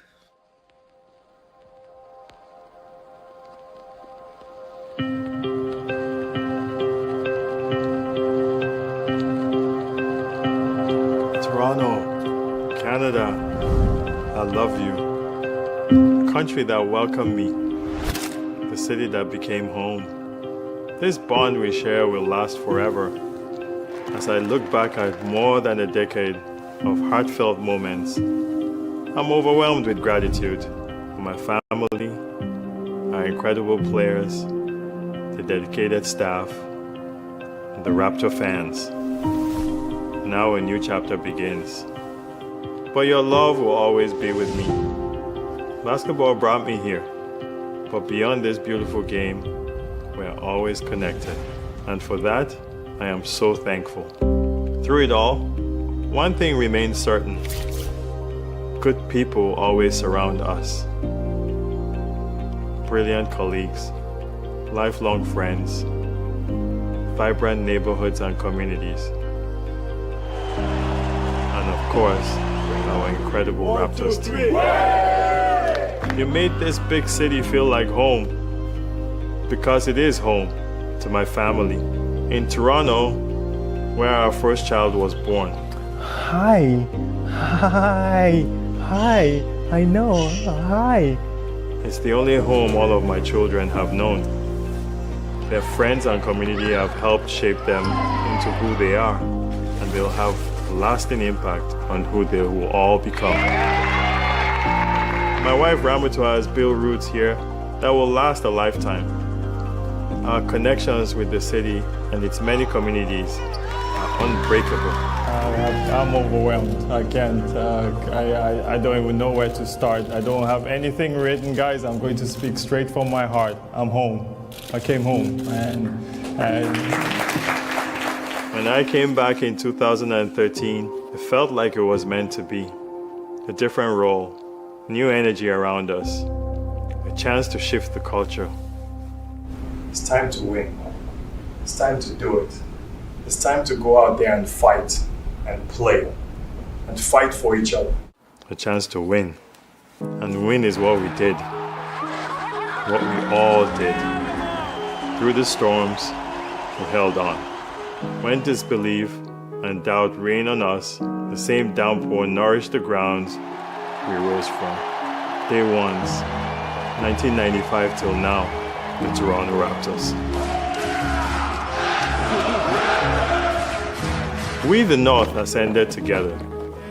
And as a city, as a nation, as a team, we became champions. But we wanted to win in Toronto, and we won in Toronto! Yeah! My goal has always been to win, to make change that transforms the landscape so that young leaders can rise. With Giants of Africa, we use basketball as a tool, providing access to space, wellness, and collaboration, empowering and strengthening our communities. 1, 2, 3, 4, 5, 6, 7, 8, 9. Even after the game is done. Wherever we call home, Alosh to Mogadishu, Toronto to Marrakesh, we stand in solidarity at any time or place.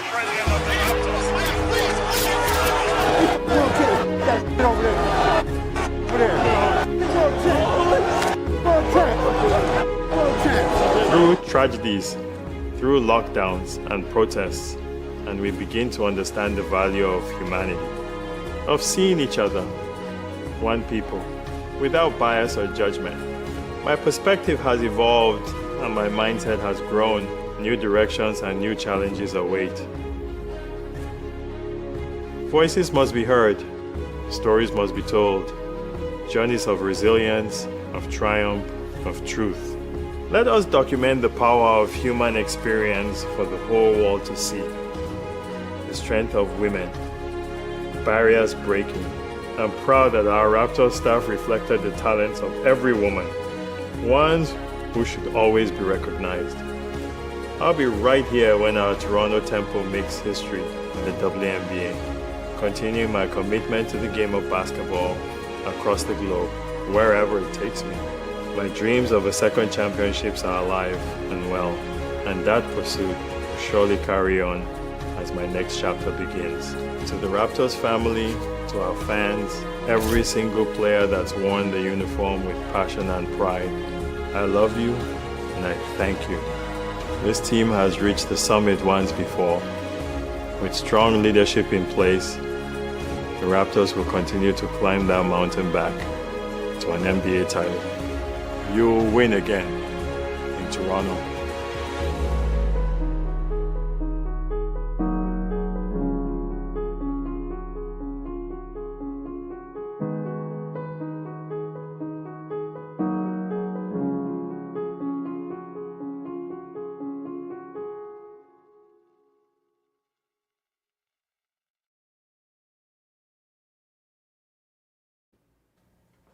Man, man. Doesn't that make you want to fucking step on MLSE's fucking neck? Oh my Like- god, man. Like, Yes, but damn. yes. No, it's hard. Yeah, it's hard to watch that and not be emotional about it. I think Absolute cinema, man. that's one of the things. Shouts to the people that put this together. Hey, big incredible- shouts once again to Jeff, man. Enjoy that family vacation, man. Shouts to Jeff Landicho.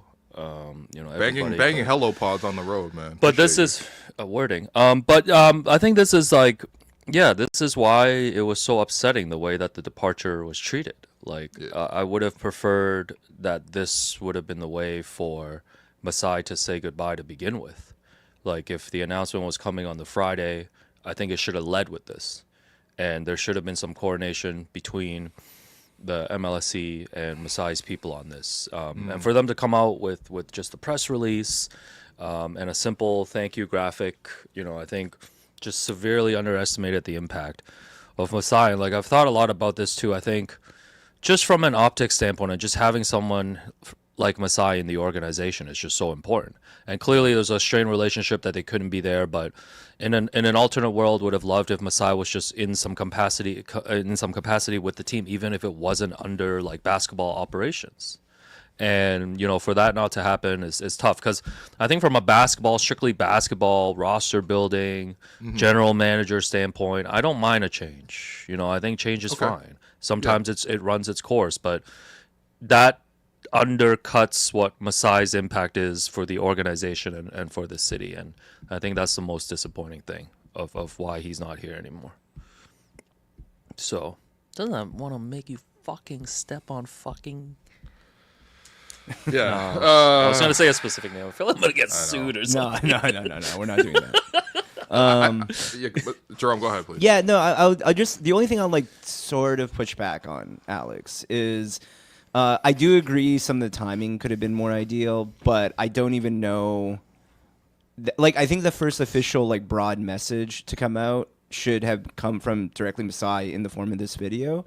So it does actually make sense to me that from like at least the organizational end that they don't try to do anything grand, or at least if they do, they have to wait until at least Masai gets to speak for himself first. Well, I think they should have just had this video to lead. That I can agree with for sure. Yeah, but I think they should have just led with that. Yeah, all in all, I mean, like, just watching the video, it's nice that we got to have this first and foremost. I think sure. the thing that's really telling too beyond, and like it is a credit to Jeff, but also just like the whole production crew that has been with Open Gym, has continued to be with Open Gym and the Raptors. Like, this is the kind of thing that like also really just sticks out of like why it's so important to be able to archive these things and to be able to have access to these places and to be able to capture moments. I think, it's actually kind of rare to me that you have this amount of footage to put something like this together. Absolutely, yeah. And like more often than not, it would be like source things that you would get from a broadcast, like any amount of like other media outlets being able to capture it, but to have, the Open Gym crew there from essentially the whole time of Masai's existence, like, it's so essential. And like, you don't want to be able to use it in moments like this, but like, that's where we actually get to be a part of it. And that's also like, the storytelling in between is just like what also helped us beyond like the person himself to actually attach to him, to attach to the team, attach to the time that was there. And yeah, no, it was just a unsurprisingly beautifully put together video. I think I really love beyond the messaging of like what Masai says directly is just like the way the choices, like you can just see, when he talks about family, when he talks about things going forward, it will cut to like footage of him and Bobby together. Like there are things where you can feel the intentionality of like even though he is no longer a part of it, he is still speaking to what he would love to see for the future of the Raptors. Yeah. And I think to that end, no, it's just such a, it like in so many different levels, like it's a really, really great video and great message. So I think, first off, I've seen this like 4 times now since it dropped around like 9 a.m. And I've shared it as much as I can, obviously on the show and through, my social channels. But I think that the number one thing that I always take away from something like this is just how humble a person can be. You know, the reason I say that is because he's not necessarily highlighting this is everything that I've done and I want my legacy in Toronto to be this. Because a lot of people leave and they want to dictate what their legacy is. Masai he speaks for itself. I think that to Alex's point, you know, a lot of people can build a team. I'm not even trying to say it's trivial to build a championship team, but we've seen a lot of normal people build championship teams. You know, when I think about John Horst, I don't think about the word exceptional or extraordinary or special, right? He's just a guy who did his job well and built that Bucks team to win the championship. Same thing for Sam Presti. Same thing for Brad Stevens and so on and so forth.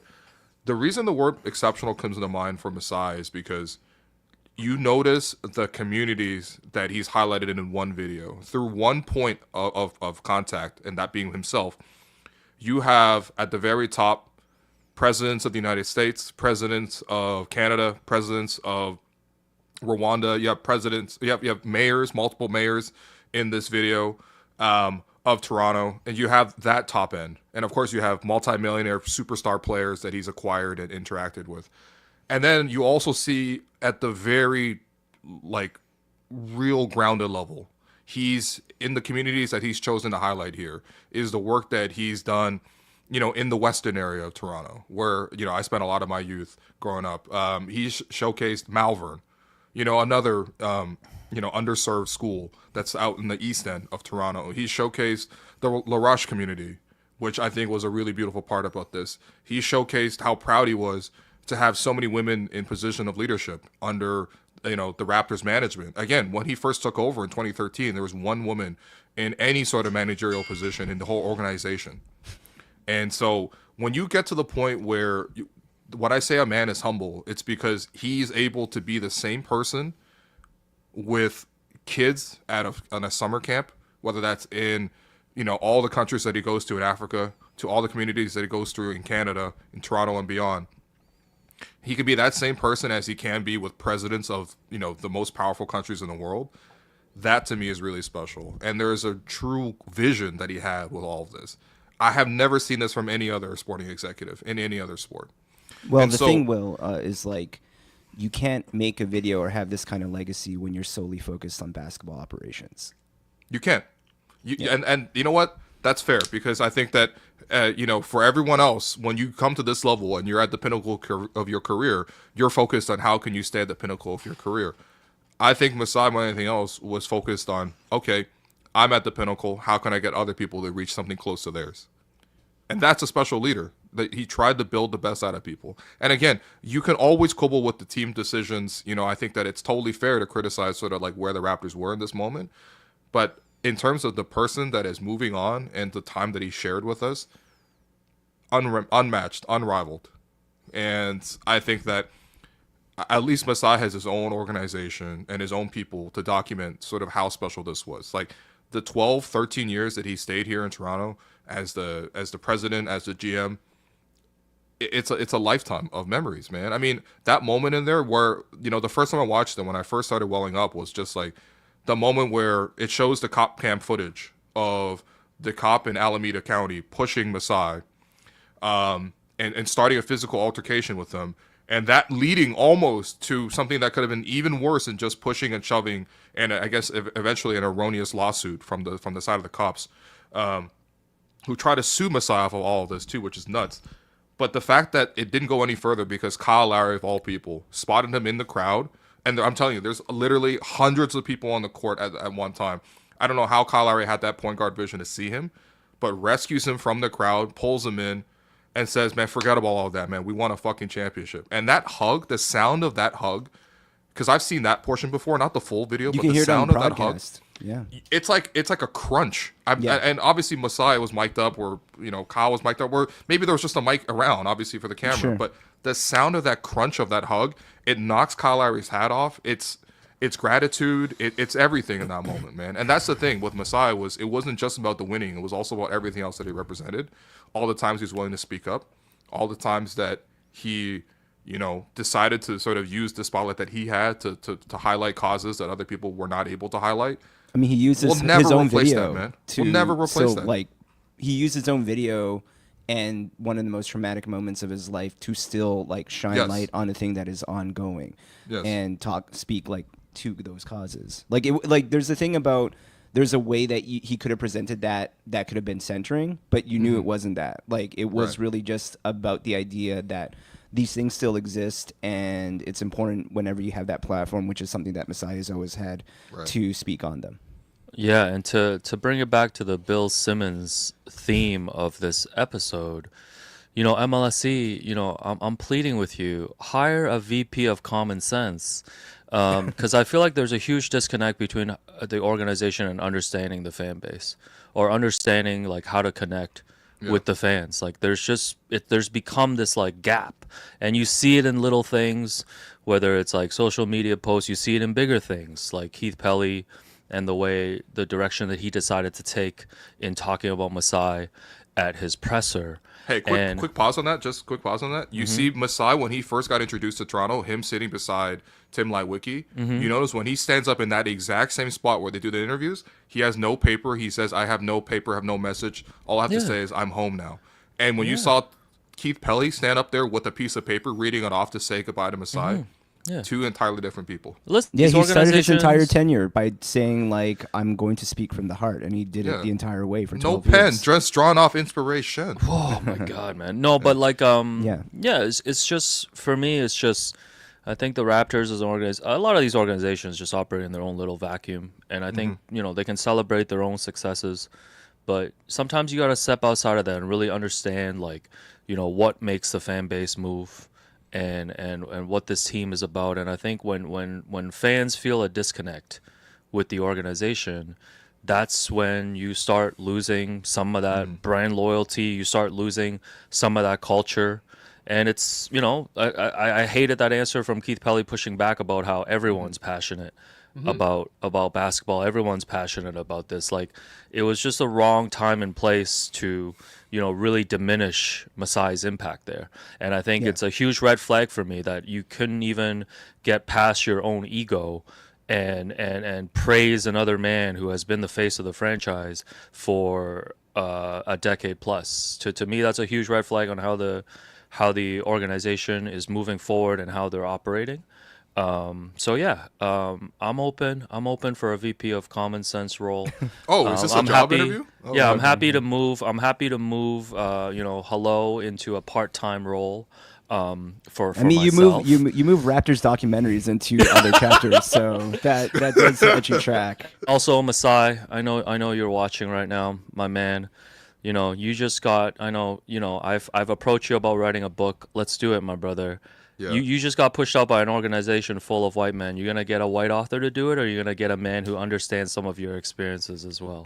Oh, you want an Let's get it independent? done. You want? I was gonna say, you want an independent audience here in Toronto too? Forget about the race card, man. You want the best writer. I'm sitting right here, my dog. Get me out of Letterbox. I don't want to do no more Letterbox reviews, man.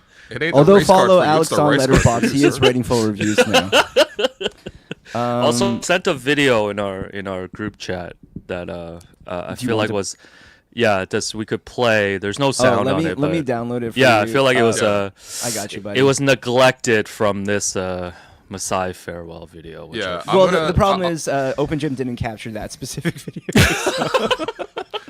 While Jerome uploads that, I'm gonna show Yeah. you some of the commentary from the audience as well. We have here Masai made going to Canada cooler. Not gonna lie, I actually do truly believe some of that. Like, I think when Toronto peaked in 2019, basically, like, it was a confluence of how good the Raptors were and how good the music was culturally, and sort of what we were about as a city. yeah, I we thought, got we got Drake, we got Simu Liu, yeah, yeah, we got Stephen LeBron. Andrew Fung. We got Tala here. The body cam footage being in there, Masai is so inspirational. I think that it's similar to what Jerome said. Like, when he chooses, he could choose to either hide from this or he could choose to highlight this. He always chooses to champion that. I think that's really beautiful. I think that this one from Coco was also really nice. That's why that press conference and that awful answer about passion was so insulting.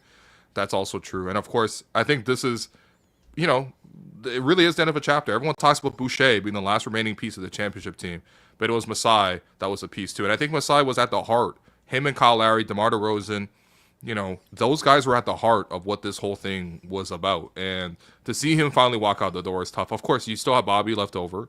right? I like that Masai was classy enough to highlight, that there is still strong leadership in place. You have Teresa Resch with the Toronto Tempo. Right, exactly. His two, I guess, endorsements that you could see in this video are that he endorsed Teresa and what she's going to be able to do leading the Tempo as the president there. And I'm sure Teresa is going to always have Masai in her corner as the advisor, as her consigliere. And then I think Bobby, kind of the same deal, right? Always serving as that sort of like, Tom figure to Masai's Michael. He's our Tom Hagen, man. Come on, man. But I think like also too, just like to not diminish either Bobby or Teresa. I think like part of the impact is the fact that like I don't think anyone here was arguing that like Bobby and Teresa could do this job without Masai as much as like again you guys were mentioning what we're really just not we but like it was being undersold like just what an impact he has beyond the basketball operations side of things. Yeah. For sure. So. Just a really beautiful tribute. I'm obviously a huge thank you to GOA for, just let us play that video, please. We're not going to try to monetize or anything, but I think everyone just deserves to see that. I think that. But yeah, really in terms of loving there. tributes, we do have one from one Stephen LeBron that I've downloaded here, and we're going to take a look. We talk about so many times at sometimes a heightened level during this season about the idea of being caught during a press conference. Oh no! Or an the original hot mic is here. It's not a hot mic, but let's just call it an active video. Here we go. So walking along in the background while Masai is being interviewed is one Alex Wong. Yo, is Alex wearing the reporter plaid fit? Yeah, you can really time exactly when these things are happening. Oh, wow. That when, so there is Alex grabbing his items. And just before anyone kind of chimes in on the chat to say like, oh, Alex knows what's going on and he's like performing there. That's exactly how Alex operates. No, that's your, what are you talking about? That's your energy to a That team. is exactly Alex's energy. I think there's a thing of like Alex goes at his own pace, his own speed. And so, yeah, I'm convinced. Sideburns are crazy. I mean, he was Masai's sideburn that way, like in the background. Hold on, is the hairline bad? Let's play it again. So, Liban saying we're my not. hair. Liban, your cholesterol levels are I'm worse gonna step than mine. in, Come on, man. just because this could really be its own. Yo, bring Liban on stage, man. I'll battle you right now, bro. That's how Liban looks all the time, man. Right here. What we're gonna. That's how he is right now. Well, here's right? the thing: we're all Look, gonna he's be at dead Summer ahead. League, so we can do a line for line. I'm not taking this slander from Halal Olajuwon right now, man. Oh, man. All right, But this man giving me the fucking Mountain Dew soda cream shake. But Alex, some questions for you. So, how soon were you made aware that you were in that video? I was watching the presser after Masai's caught yourself, presser. okay. I think this was the hiring of Nick Nurse, I want to say. Okay. And I was listening back because I was like writing a story or whatever, so I had to transcribe, and then I saw myself. Yeah, and I was like, incredible. Yeah.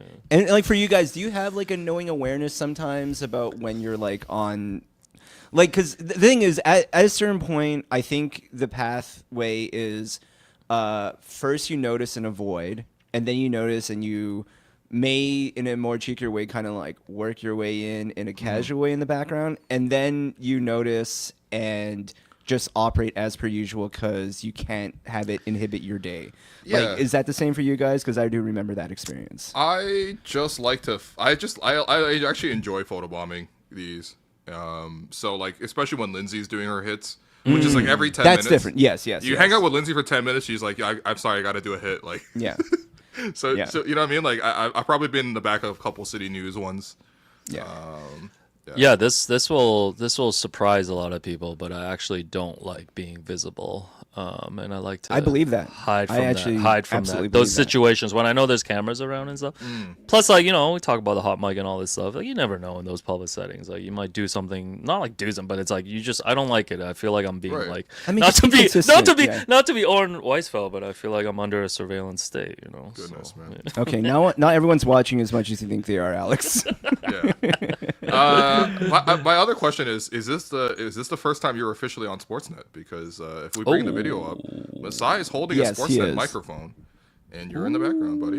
Yeah. I don't No, know. I feel like you must have shown up in other like the thing is we Wait, have hold to on. dig. Did you do like the radio calls to the fan? Like, you know how producers would reach out? And be No, like, so what happened was they used to, like, Sam McKee, shouts to Sam, and a bunch of "Hey, other big shouts people to Sam."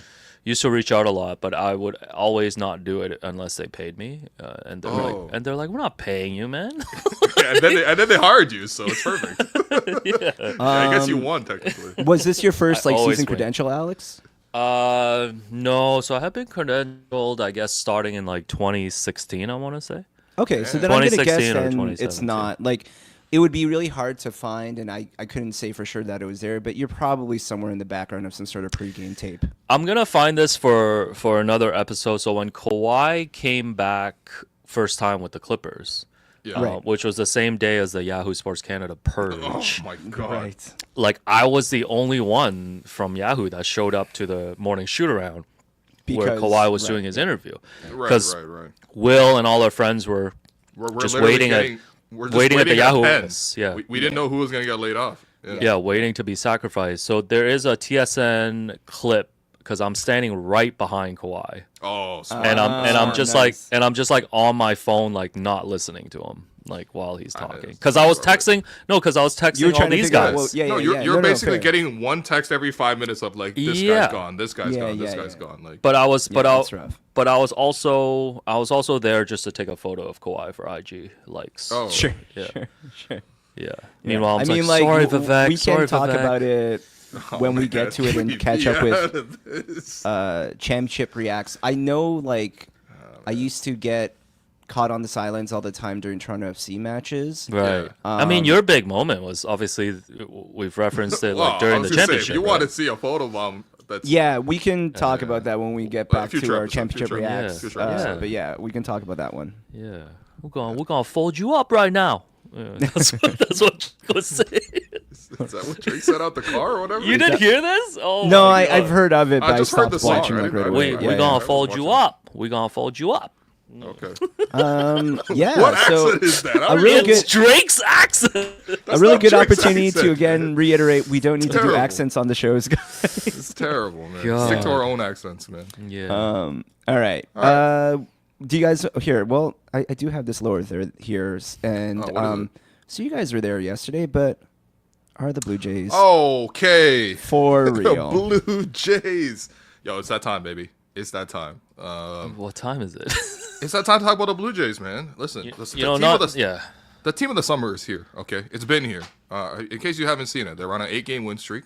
Yeah. The Blue Jays pull out every one run game. All right. Yeah. Our Team of destiny.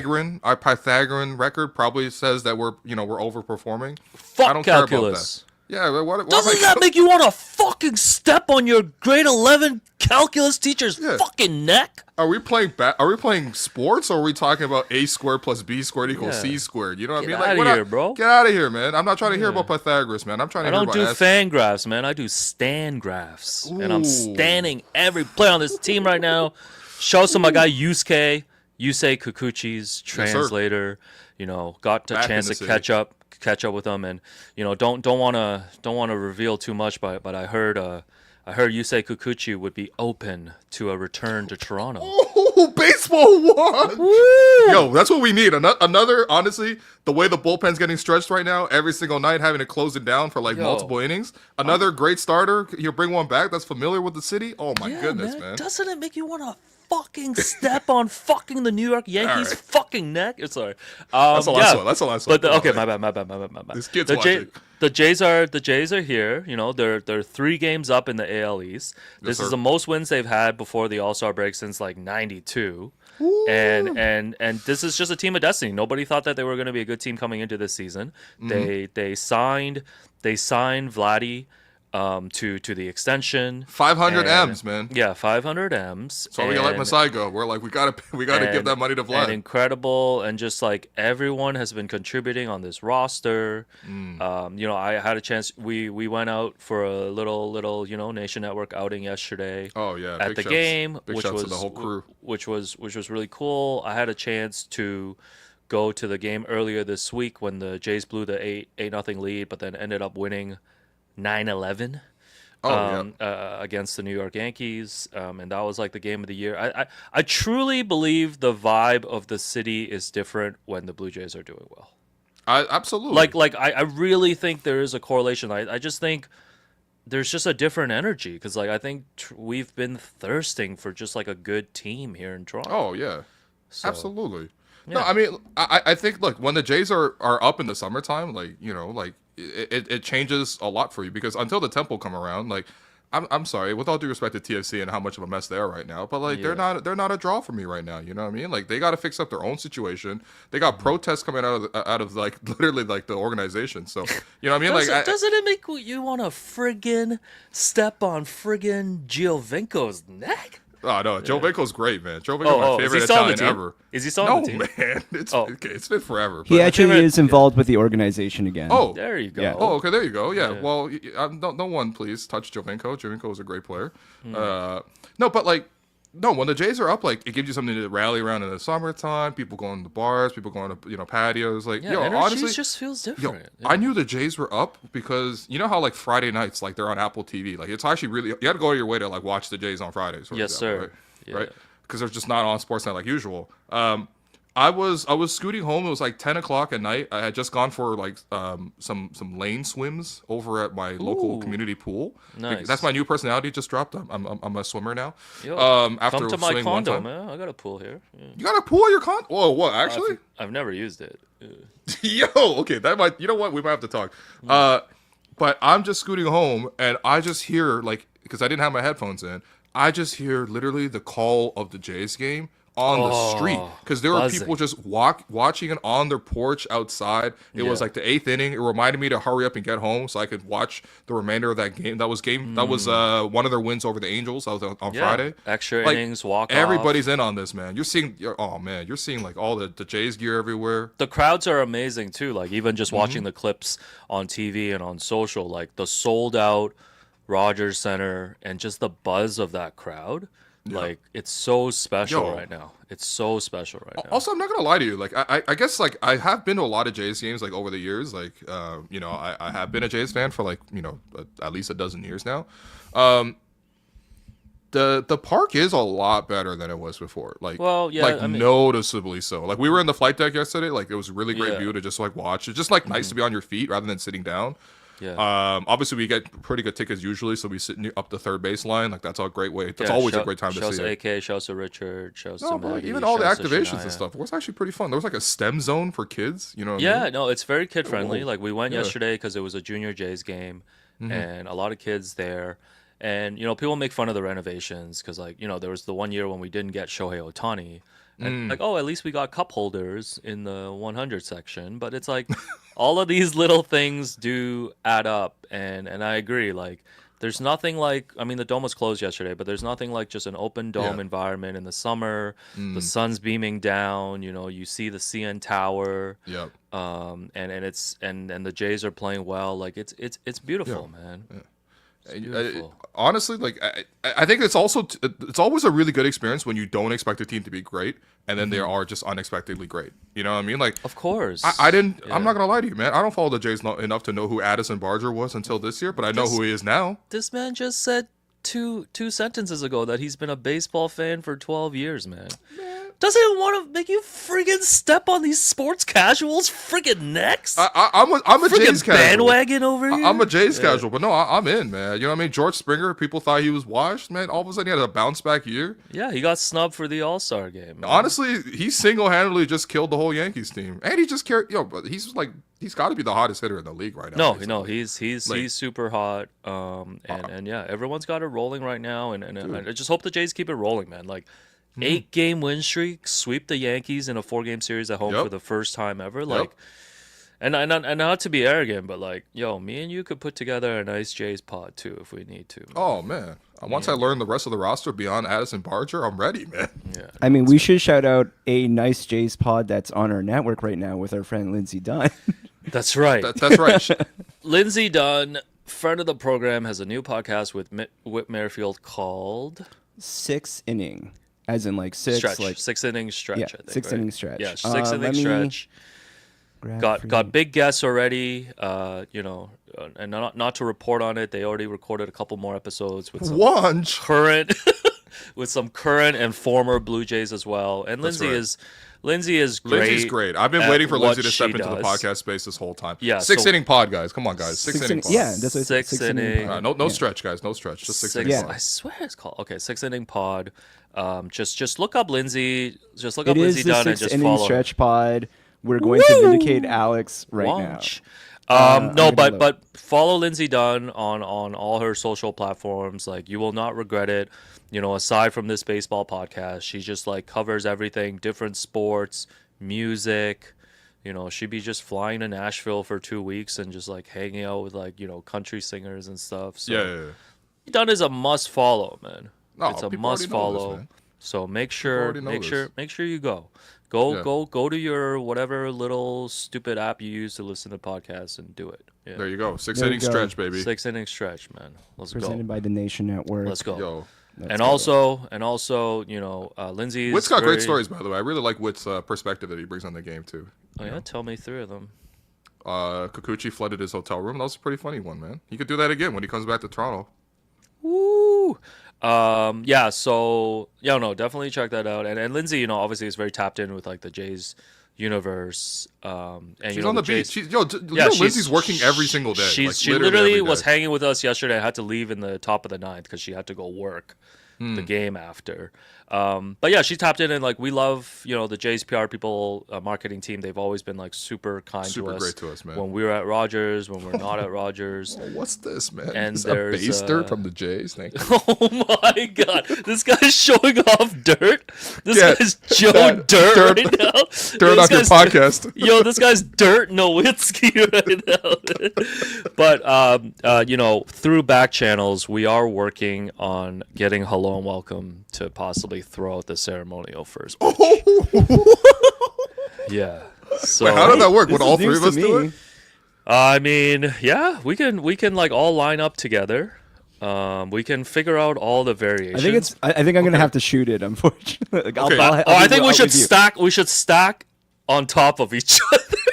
And go out in one trench coat. Yo, can we, like Red Panda. It's like, is that Randy Johnson? Can we do like 3, like just 3 throws? Like we get 3 attempts. 3 throws, or like I want to do. Who's the most confident here to get like a good throw off? I don't know the last time I threw a pitch. Yeah. I used to just like practice pitching like on against the wall. I used to like take chalk and draw like a square and then throw a tennis ball against it.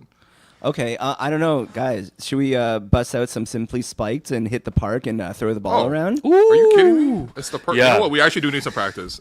Yeah. And Simply Spiked would be great in the park too. So because this all came up because one of the Jays pods, Gate 14, I think it's pretty popular with the fans and stuff. They actually got to throw out the first pitch recently. That's pretty sick, man. Oh. And no offense to Gate 14, but if Gate 14 can do it. We're starting pod beef? No, I'm not starting beef. I'm just saying if Gate 14 can do it, Hello can do it too. Okay, all right, we'll see. I'm just saying, man. So doesn't it just they make you want to step on their show, on the Blue Jays mount?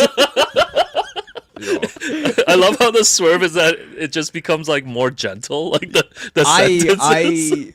You guys know me well enough. All I'm trying to do is make this more gentle. Yeah. But yeah, no, that is in play. So maybe look out for that in 2026 maybe. So. Okay. All right. Yeah, let's go. Last thing before we go, I'm going to show you a little video here. Oh, let's go! Shouts to Rune. Oh, shouts to Rune. Yeah, jeez. Okay.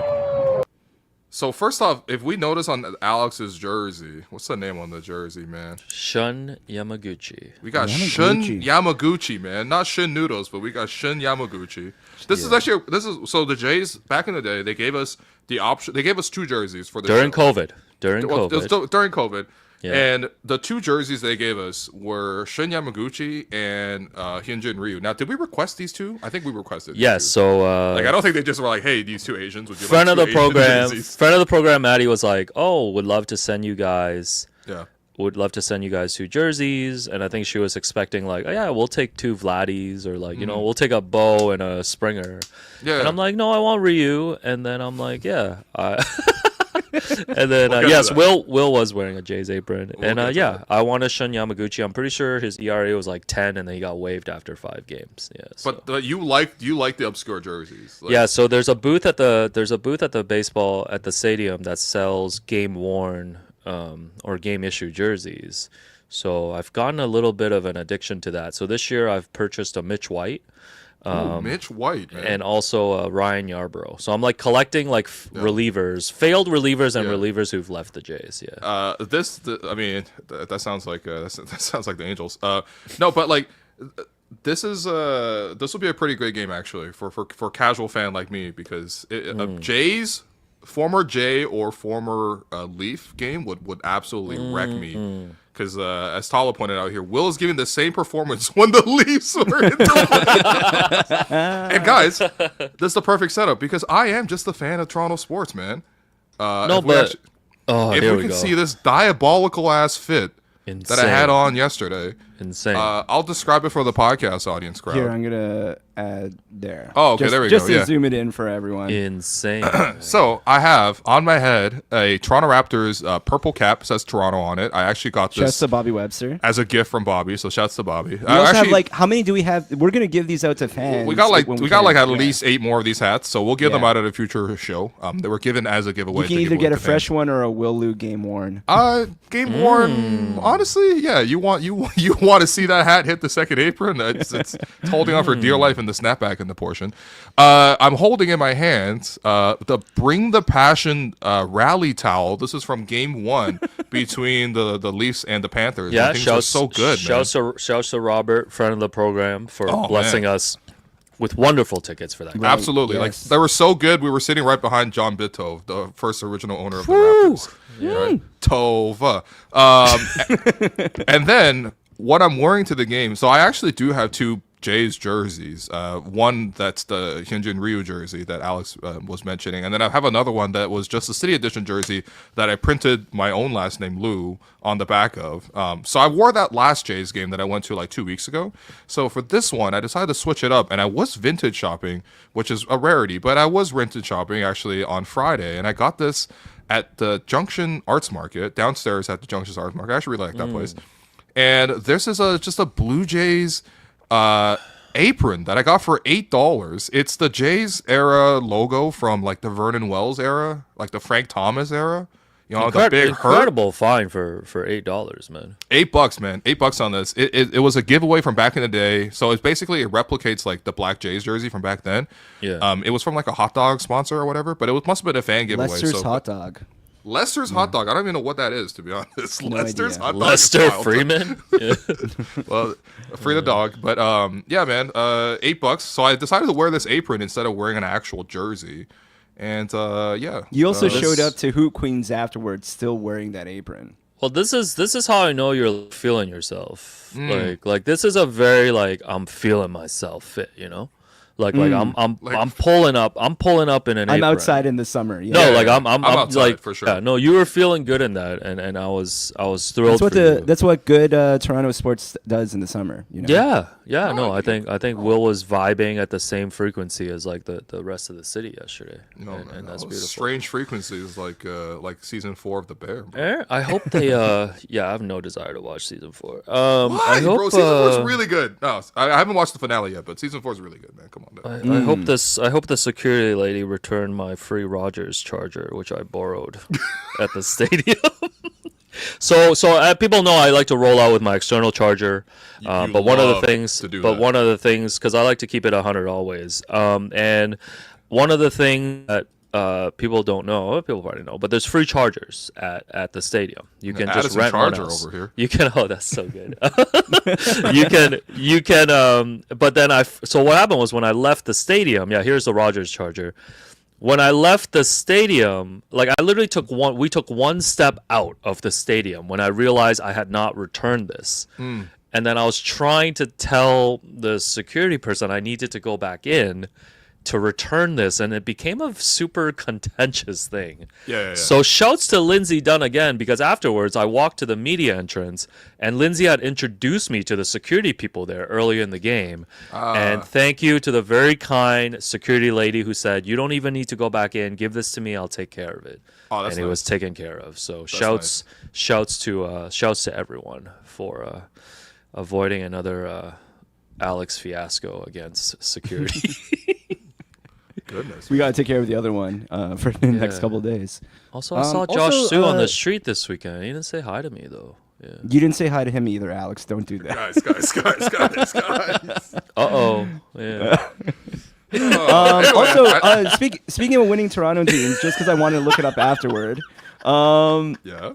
If you get a chance to, go watch some AFC Toronto, number 1 in the NSL. Oh, yeah. Yo, Yeah. AFC, Oh, we're number 1?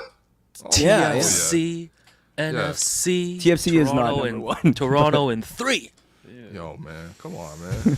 What other FCs we got, man? Scotty FC's out there, too. Hey, last thing before we go for real. Gonna walk by. From them. Yosef talk Cassidy about in the the chat. Damn, that HW hat is fire. Alex Wong, bro. What is this? I've never seen this HW hat before, man. Guys, this is for the audio listeners. I'm wearing a kind of grayed out black and white. Hello, It's the and welcome.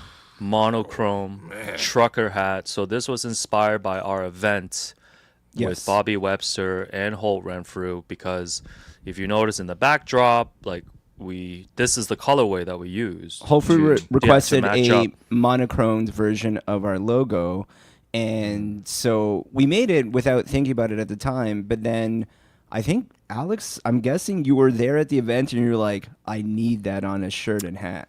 Yeah, so afterwards I messaged, Maddie, who helps us so much behind the scenes with our merch requests and samples, and had her send a few samples over, and then this is my favorite one right now. So we are gonna put these up at the store. There's gonna be a dad hat option as well. Yo, where's Can we tell the story? hats, though? Yeah, can we tell the story about when you showed up to Will with it, and he's like, "Nice, where are ours?" Yeah, so we're at the. So what happens is I just secretly order these for myself.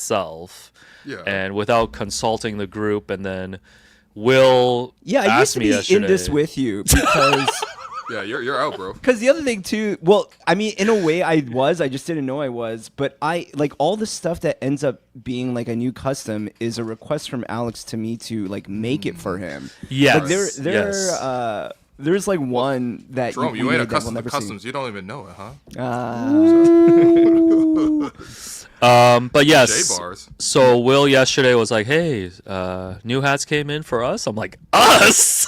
It's all me, man." Right. Anyways, we will be putting these into mass production. Yeah. Somewhere in question- Guangzhou, China. Question from the chat: Is Tell your Alex's family head to get on it, man. low key huge, or does he just adjust them to the small size? Alex's head is not huge at all. I have I think it's my like head is like plenty. big. I have a big head, You but think it's so? like. It's like above average, but it's not like. But I'm like substantially next. above. I'm it's next. not like mine. Oh yeah, I'm next to the Victor Wembanyama of big. I mean, heads, like if we're so- Right, it's true. if we're going like in head size, like largest to smallest, we're literally ranked like that right now. yeah. No, I mean, I'm leaning back, just for the Yeah, audience. there's also Yeah, like yeah, a yeah, Zoom yeah. situation. My head is like right here.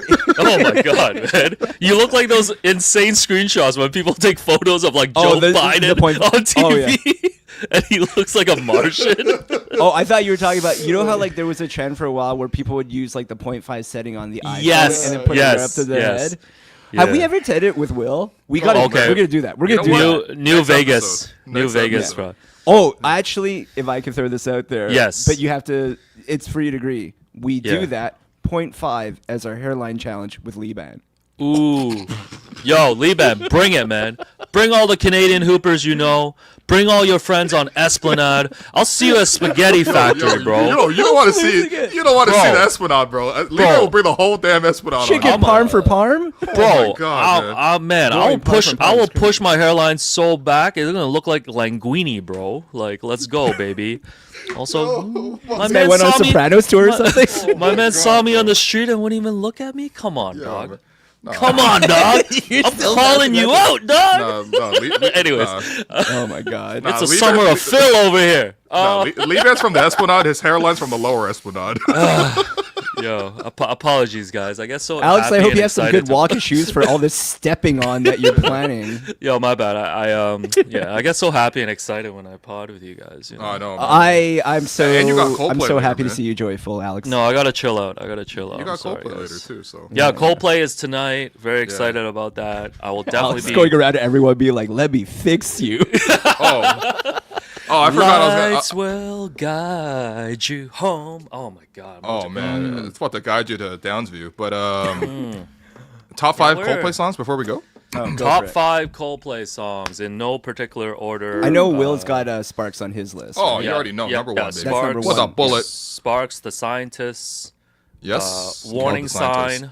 Okay. Ooh, classic. Okay. Amsterdam. Okay. And All right. then Pretty solid. that's 4, and then I gotta go with Strawberry Swing, even though Frank Strawberry Ocean's, Swing. Oh even my though goodness. Frank Ocean's version is better. Yeah. Okay. When we were kids. Man. Yeah, man. Yeah, someone said Vida la Vida. That song's overplayed. That song's overplayed. That song's overplayed for me. I don't mind that era. I mean, like Speed of Sound, like those. They have a lot of big tunes, man. So, They got some big tunes. What's the one I really liked in the past, man? Oh, Swallowed in the Sea is also pretty good. Swallowed in the Sea. Is that a more recent one? That's on X and Y. It came out in Okay, 2005. Because Parachutes and A Rush of Blood to the Head, I think those are my Coldplay classic. I mean, albums. Fix You Right. got to be in there too. Till I think- Kingdom Come is also great. That's the Kingdom Come. Fix You is almost like their Wonderwall. You know, like it's so that's like the big song. So I feel like when you're doing top 5, sometimes you're trying to just like skip around and It's like, kind of shout out tough the other because ones. it's like it's also like they're their Wonderwall, but that's the reason The why. chat like, is I mean, screaming like- yellow at us, man. Oh, in a different now- context, this will be weird. Okay. Doesn't that Okay. make you want to friggin' step on let's Liam all just, Gallagher's like- friggin' neck? Let's No, it all just doesn't. like stare at the Doesn't camera work. with just like the big caption yellow. Oh my god. Okay, 1, 2, 3. All right. Goodness. Goodness. Yeah. Oh, Okay. boy. By the way, you will be listening to both Yellow and also Wonderwall live, so That's it's gonna good. be pretty incredible. I'm really And excited. you might Summer listen Palace. to a little bit of "I Want It That Way" if things roll our Yeah, way. yeah. Which No, I guess we're- brings us to the end of this here because Alex, we won't be seeing you again until we head out to Vegas. But That's right. Will, you have one more episode down the line that you're going to record That's with right. Liban? Me and Liban are gonna record, man. Yeah, we're You gonna record that little Linguini? we're gonna get Liban on the hairline with us too. Wait, what time are you guys recording? What time are you guys recording? Tomorrow, probably 6:30. Is this gonna be the first time that you actually show up? Oh no, I actually have a dinner. Well, I actually you have a gotta dinner crash? to go to. Wait, we're going 6:30 tomorrow. Anyway, it won't be a we'll live. figure it out, yeah. It won't be a live episode, but we plan on putting that out on We'll Wednesday. be previewing Summer League on Wednesday, and then on Friday, by the time you hear from us on Friday night, the Raptors will be playing their first Summer League game, and we'll be coming to you live post-game on the Hello and Welcome podcast. It's been a while since we've done an actual Raptors React pod. I'm actually really excited for Summer League. But you'll tune into the episode Guys, subscribe tomorrow to if hear you this, haven't man. yet. Like, subscribe to the YouTube. Get your friends to subscribe. Tell let your everyone friends. know. Man. No, Yeah. subscribe to the YouTube channel because, like, obviously we're gonna be providing some pretty comprehensive coverage from Summer League, and we know you guys are diehards. If you guys are Yes, still sir. here, Yeah. and some of the stuff, like maybe some post practice reactions, some shorter stuff, is only gonna land on the YouTube page. And of course, we always got you on the podcast feed as well with the course, longer man. react pods and just all the shenanigans that is going to come out of Las Vegas. We're gonna try to So- capture as much as possible and have some real fun out there. Yeah, so just subscribe to all this. Like, we really appreciate the support. I feel like we got good momentum, like just kind of rolling into this second summer league that we're doing. So I feel like we're all excited. We're all excited to be in that 120 degree Fahrenheit weather. Yeah. Oh man. There you go, guys. Okay, thanks Hell for yeah to listening. this. Get hello and welcome to 10K. Yeah, get hello and welcome right. to 10K, man. Like, Jerome puts in a lot of work just, with the packaging of the videos and everything, and it looks great, and it's like help just like this whole product go into another level. So like go support us. Go support us, man. There you Who go. else calling out MLSE like this? I mean, Don't email me, MLSE. I'll read them on air. Oh, wow. Okay. Goodness, man. All right. Thanks all for listening. This has been the Hello and Welcome podcast presented by Betway. We'll catch you Wednesday, and then we'll see you from Vegas live on Friday night.